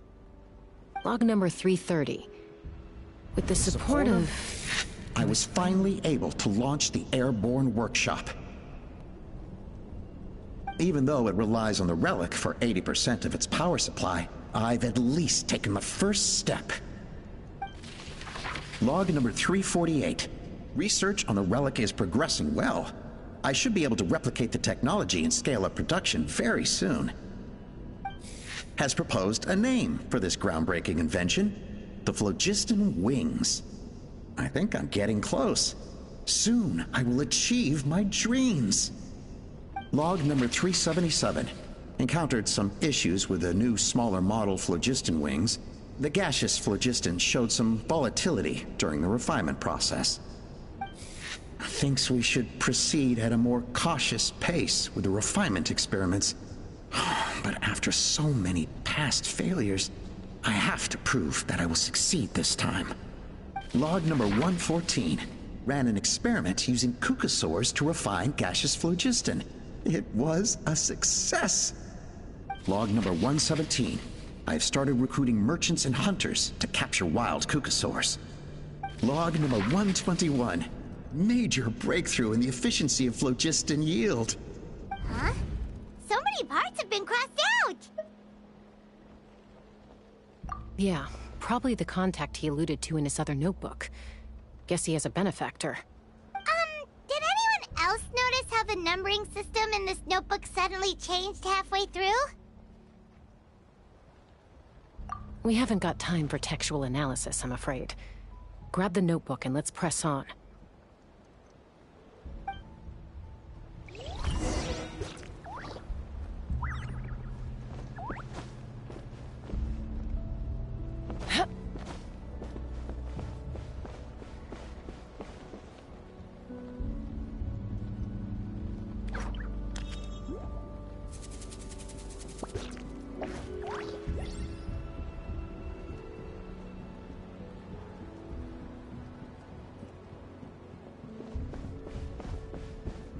Huh. Never seen one of these before. Looks like this was built with the Cinder City components, too. You're not thinking of giving it a nice hard kick, are you? Yeah!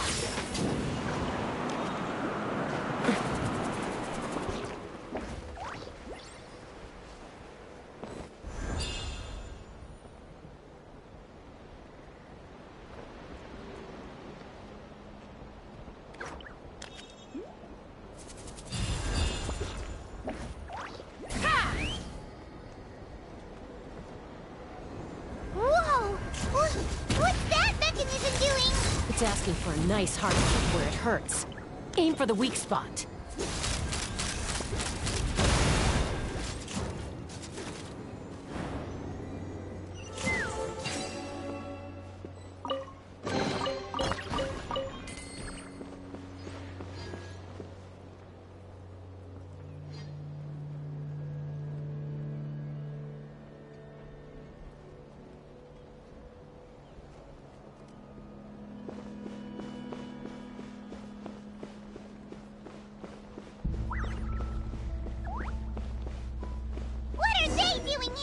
It's T'Pol's henchman. He must have brought them here using the relic in his prototype wings. Watch out!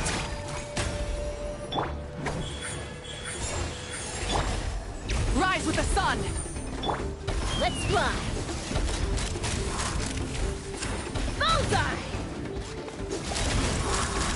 Bullseye!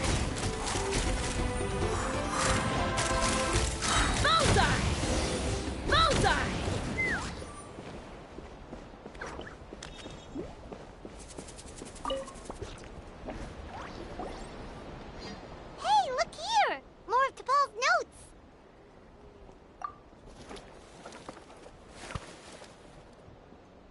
Log number 403.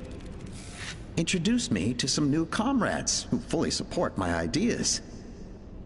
I told them that some saurians are blessed with wings, and some people with natural gifts, while the less fortunate among us can only look on longingly as they seize the skies.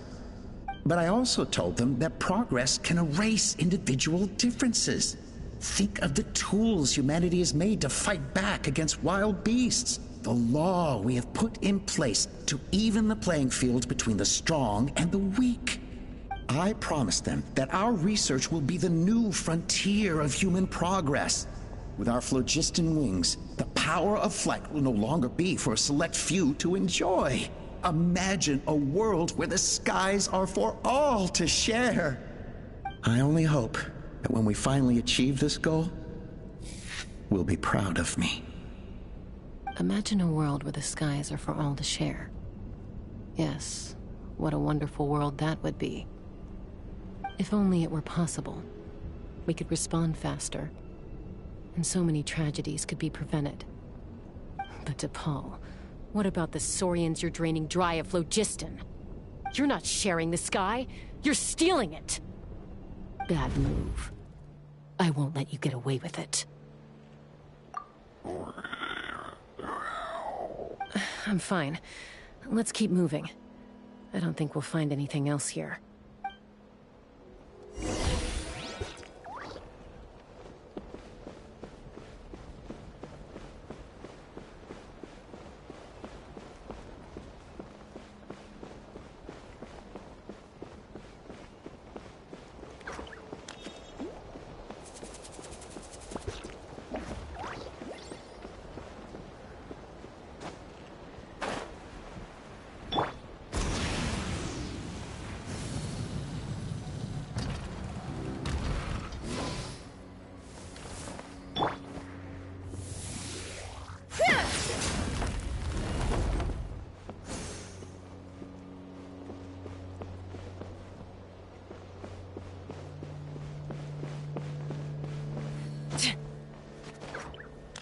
Let's ride! Rev the engines!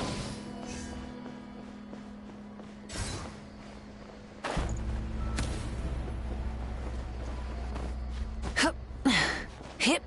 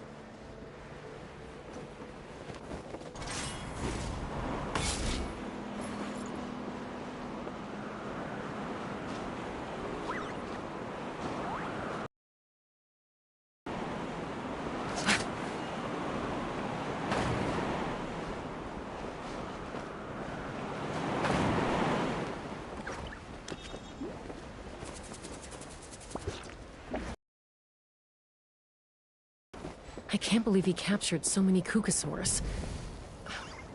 But right now, we have to focus on solving this problem at the source.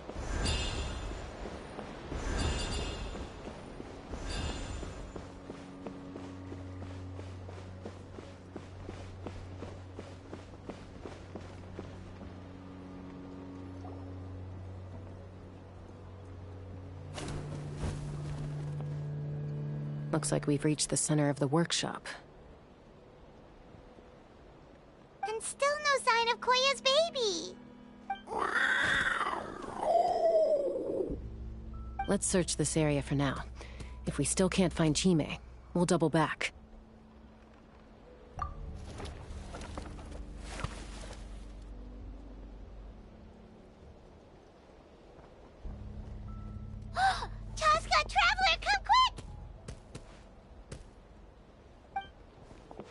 What is it? Did you find Chime? Not yet, but look! It's another one of T'Pol's notebooks! Alright.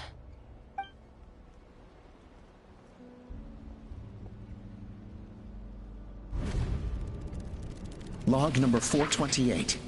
We decided to restart the experiments on phlogiston refinement, but without telling. This is the final obstacle to the success of the Phlogiston Wings project. We cannot fall at the last hurdle. Log number 436. Earlier today, suggested using cucosaurs as an intermediary to extract refined phlogiston. It's certainly feasible, but... Anyway, as long as our secret experiment succeeds, I'm sure won't bring it up again. Log number 443. We will conduct the experiment tomorrow. Birthday is coming up, so hopefully we'll have a birthday surprise for her. Log number 444. Huh? Why is this log empty? I guess whoever wrote down the log number was prevented from recording the results.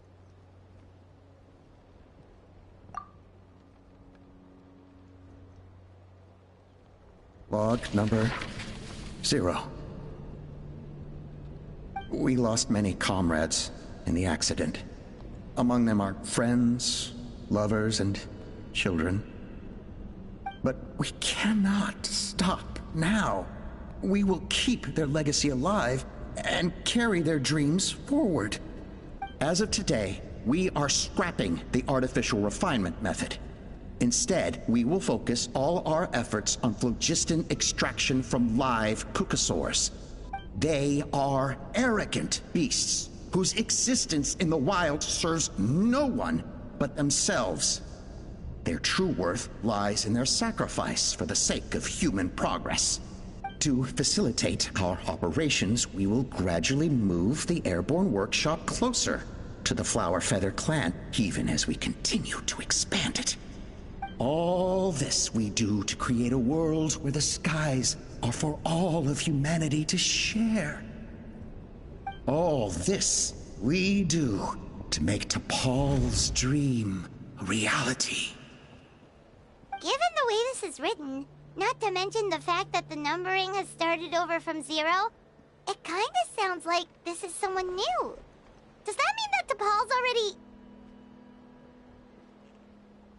There's also a letter tucked in the end of the notebook. It's from Puma.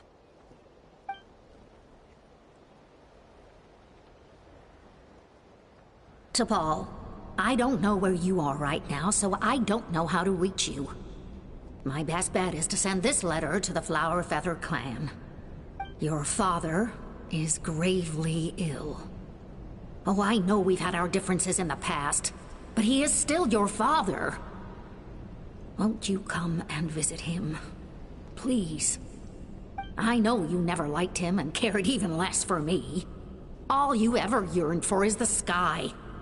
And your birth mother. But we'll still be waiting here for you if you do come back. This may be the last chance you'll get to see your father. So Puma's not T'Pol's real mom? Huh. Well, she did say he never called her mom, but Paimon assumed she was just venting. We know that T'Pol's father passed away quite recently, and this letter looks recent. By contrast, the writing in this notebook is old and faded. It looks like the real reason T'Pol didn't attend his father's funeral is because he'd long since passed away himself.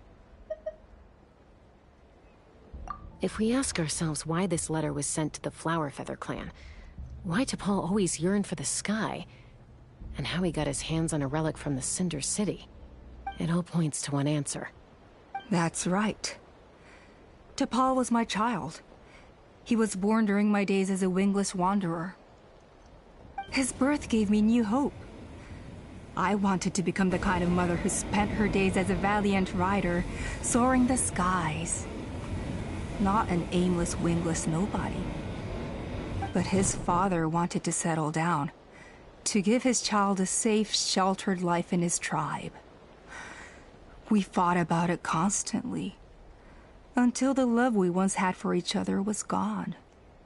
He started a new family, with another traveler who was also looking to return home. And I went back to the Flower Feather clan, alone.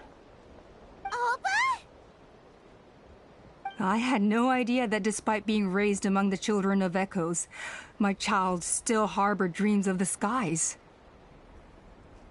Can you imagine, Chaska? The joy and surprise I felt when he showed up at my door, asking to join the flying trials. Or how proud I was when he said he wanted to prove his own worth, rather than relying on my position as elder. And then the anguish that overcame me when he was rejected by the Kukusaurs and became wingless, just as I had after my injury. You've got a lot of nerve showing your face here. Don't take this the wrong way, Chaska. I'm not here for a fight. I just want to talk. Isn't that your preferred way to resolve things? I trust you've learned of T'Pol's wish on your way here. A world where the skies are for all of humanity to share. If only his dream can be realized, no one will ever have to lose their wings again. Our aerial prowess will be greater than ever before. War will never again come at such a great cost. The loss of Koichi is a tragedy that need never be repeated. So tell me, Chaska, do you really wish to see the phlogiston wings forever grounded and gathering dust?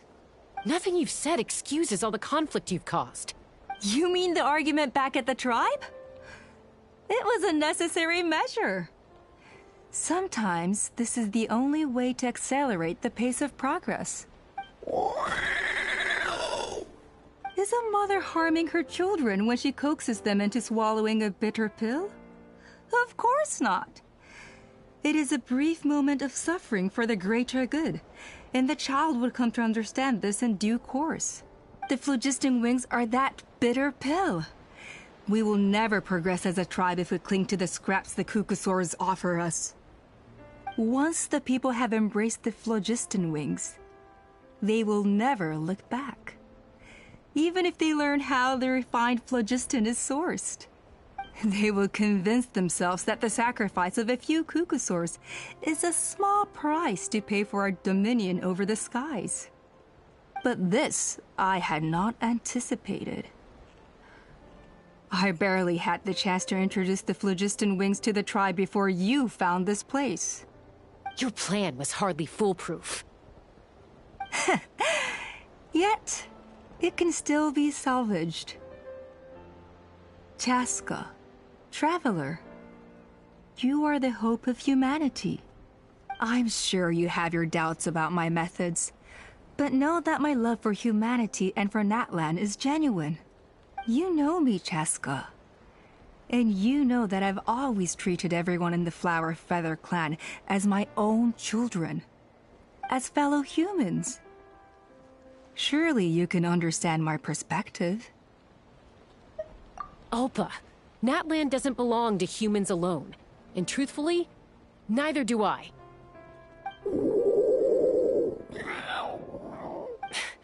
How many times has the Abyss invaded Natlan now? And yet despite how much stronger it is than us, Natlan still stands as a nation of humans and Saurians. Peace imposed by force will crumble in a matter of days, because social bonds are what hold a civilization together. Weren't you the one that taught me that? And yet you would break the bond we share with our Saurian companions to take more power for ourselves? That's as stupid as hacking your own arm off to use it as a club. They are wild beasts, driven purely by instinct. How could they possibly understand human social bonds? How did someone like her ever become a writer? Ha! You overestimate them. They bow to the strong and shun the weak. That's all there is to it. They never gave T'Pol a second glance when he was at his lowest, nor me when I returned injured from the Cinder City. It's all about survival of the fittest for them. Plain and simple. They obeyed me once I proved myself stronger than them, but the moment it serves them better, they'll abandon me in a heartbeat. You're wrong, Alpa. They only reject the wingless because they don't want to fly anyone to their death. Chaska, I will promise you this. Only the unruliest wild cucosaurs will be used for phlogiston extraction. The ones who have nothing else to offer to humanity. Well, that's too bad. Because I know a few unruly wild cucosaurs who don't think that idea is gonna fly. Namely my mom, my sister, and me. And the others? To us, they're friends, family, even children. So if you want to put any of them in one of your cages, you're gonna have to go through us. Is that right? I knew you might be difficult to convince. Maybe this will change your mind.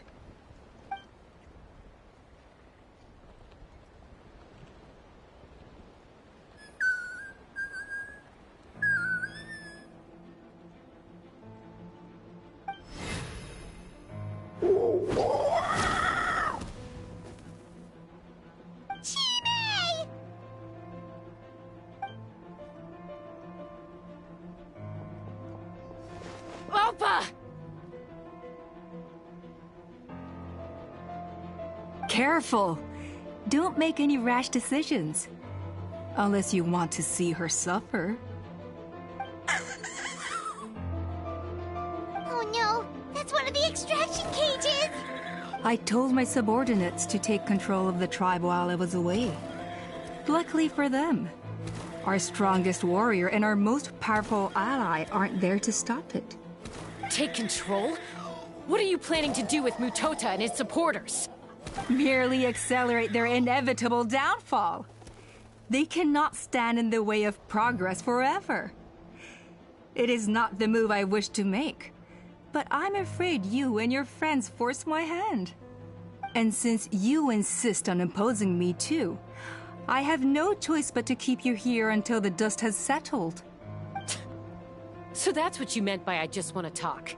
You never intended to negotiate. You just wanted to stall us. No, Chaska. I genuinely hoped I could win you over. You are the strongest warriors we have. Put down your weapons, and I promise you that no harm will come to this young Saurian. I just need you to stay here for the next couple of weeks or so, while my people consolidate their power. Then, I will give her back to you, and you'll be free to leave. As long as the majority supports our vision, even the Pyro Archon cannot meddle in our internal affairs. Your vision is deranged, and the Flower Feather Clan will never support it. You sure about that? Then wait here and see. Time will tell. What do we do? Even if the whole tribe fights back, Mutota's in grave danger! Stop delaying the inevitable! Drop your weapons and get into the cages, now! She's still holding Chime hostage. Is there really no other way?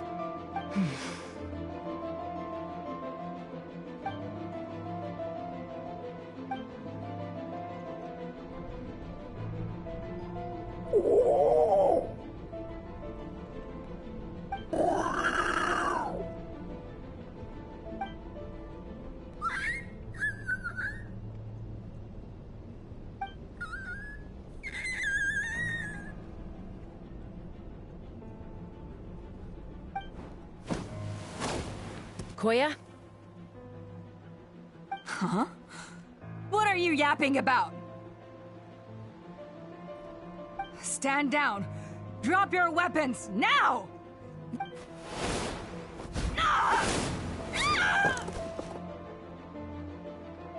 No! The relic!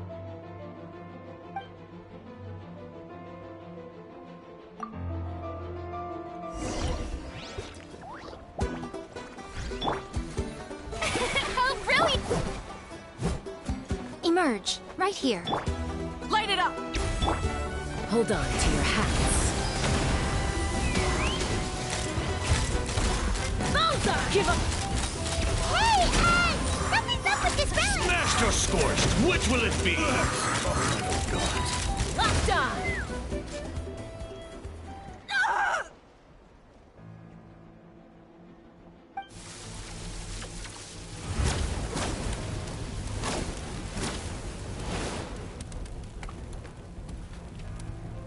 No! What is she doing? She'll bring us all down with her! But why? We stabilized the relic! Maybe it got damaged in the fight. If we don't think of something fast, this whole workshop is gonna fall apart. No. They're directly beneath us. My beloved tribe!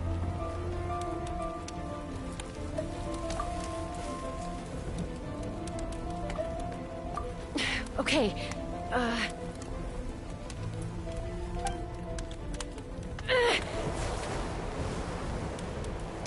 It's too powerful. This ain't a toy like last time. I don't think I can just throw it aside.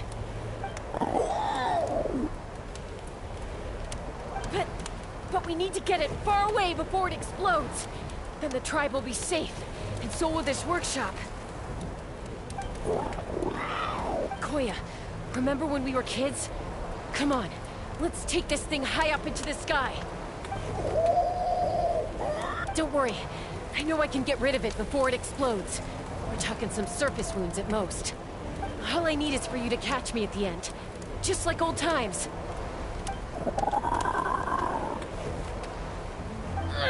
I can't hold it back anymore.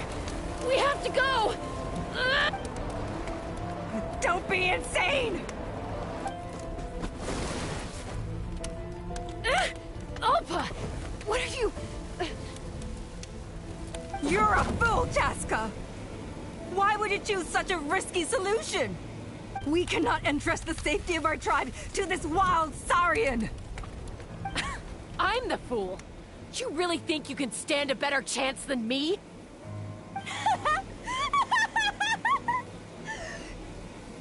Sure, it may be asking too much for an ex-wingless to escape the blast radius in time.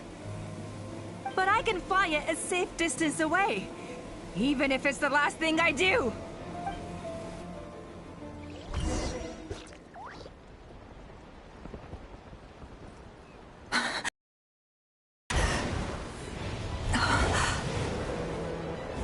Here. These should be high enough to save the clan. What? You don't get to die a hero today.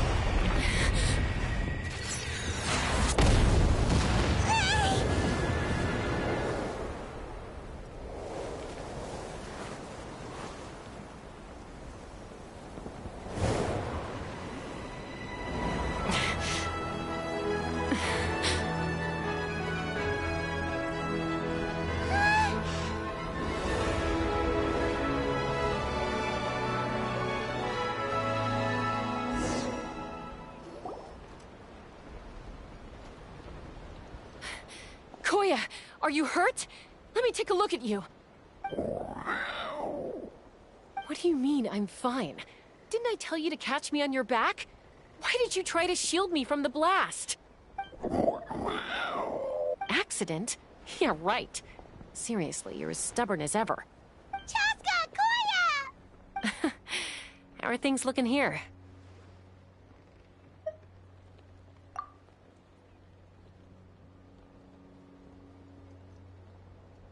I think that's putting it mildly. I owe you one. Again.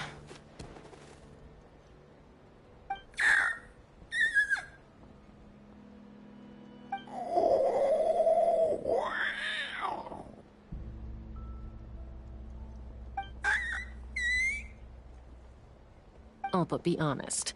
Do you still think Kukasaurs can't form bonds? Mom, I'll figure out the refinement problem. I'll find a way.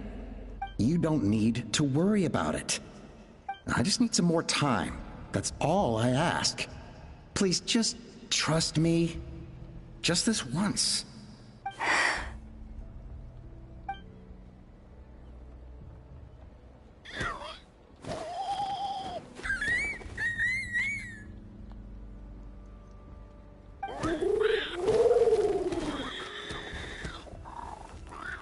The Flower Feather Clan yield to the strong. And it's up to the winners to define what strength means.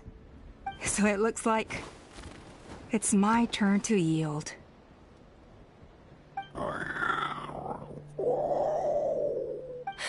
Koya! Koya!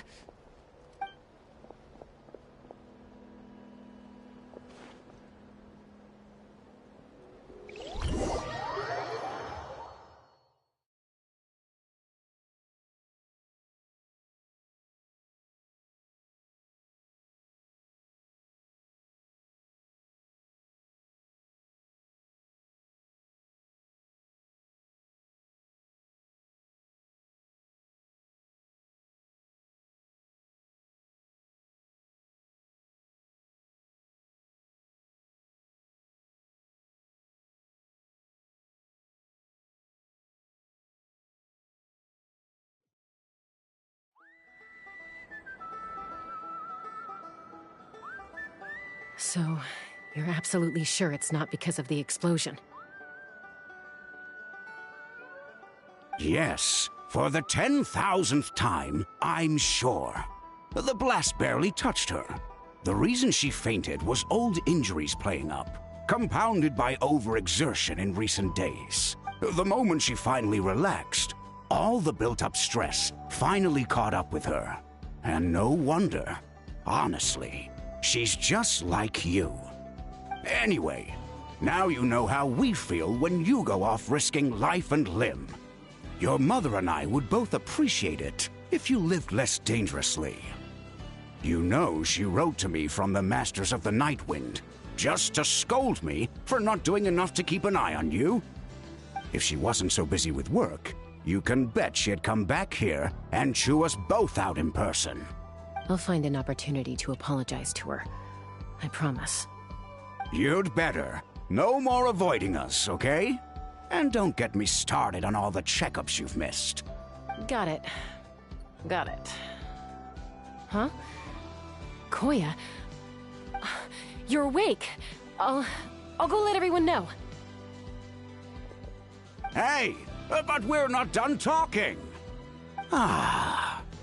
What are we gonna do with her, Even after everything that's happened, she still hasn't figured out how to start the conversation with you. She keeps saying, I don't think Koya has forgiven me yet. But if you ask me, she's the one who's scared to open up and have an honest conversation. For all her confidence, she's a very sensitive soul underneath. You'd think as a peacemaker, she of all people would know how to reconcile with her family after a falling out.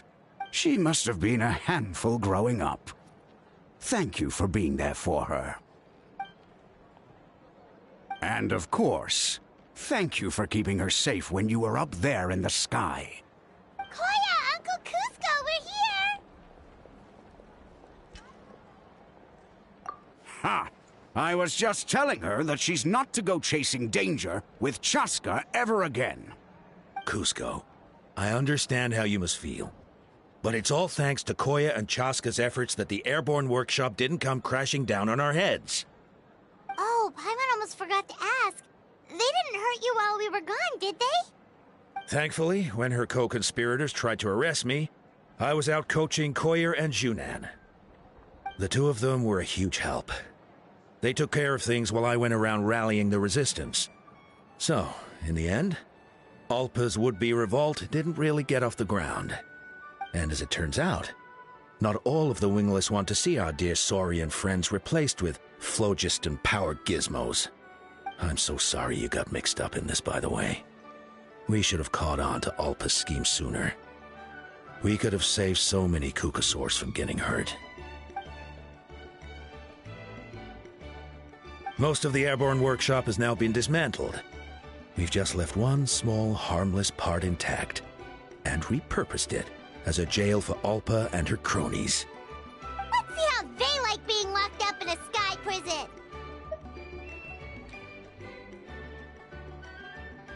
So, it looks like there's just one last conflict left to resolve. Peacemaker, you're up. I said I had to wait until things had blown over, didn't I? And now they have. But I still have no idea what to say. Koya, I just want to say, I'm sorry for how things went down back then.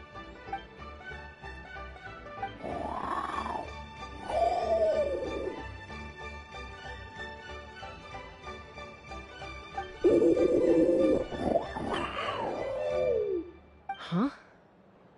Does this mean you're not mad at me anymore? There's that family likeness coming through again. But that day, when we ran into each other...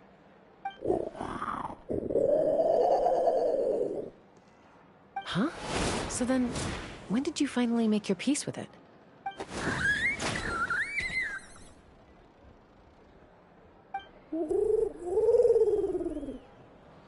Oh, it's Chime and Chimpu! They're here too!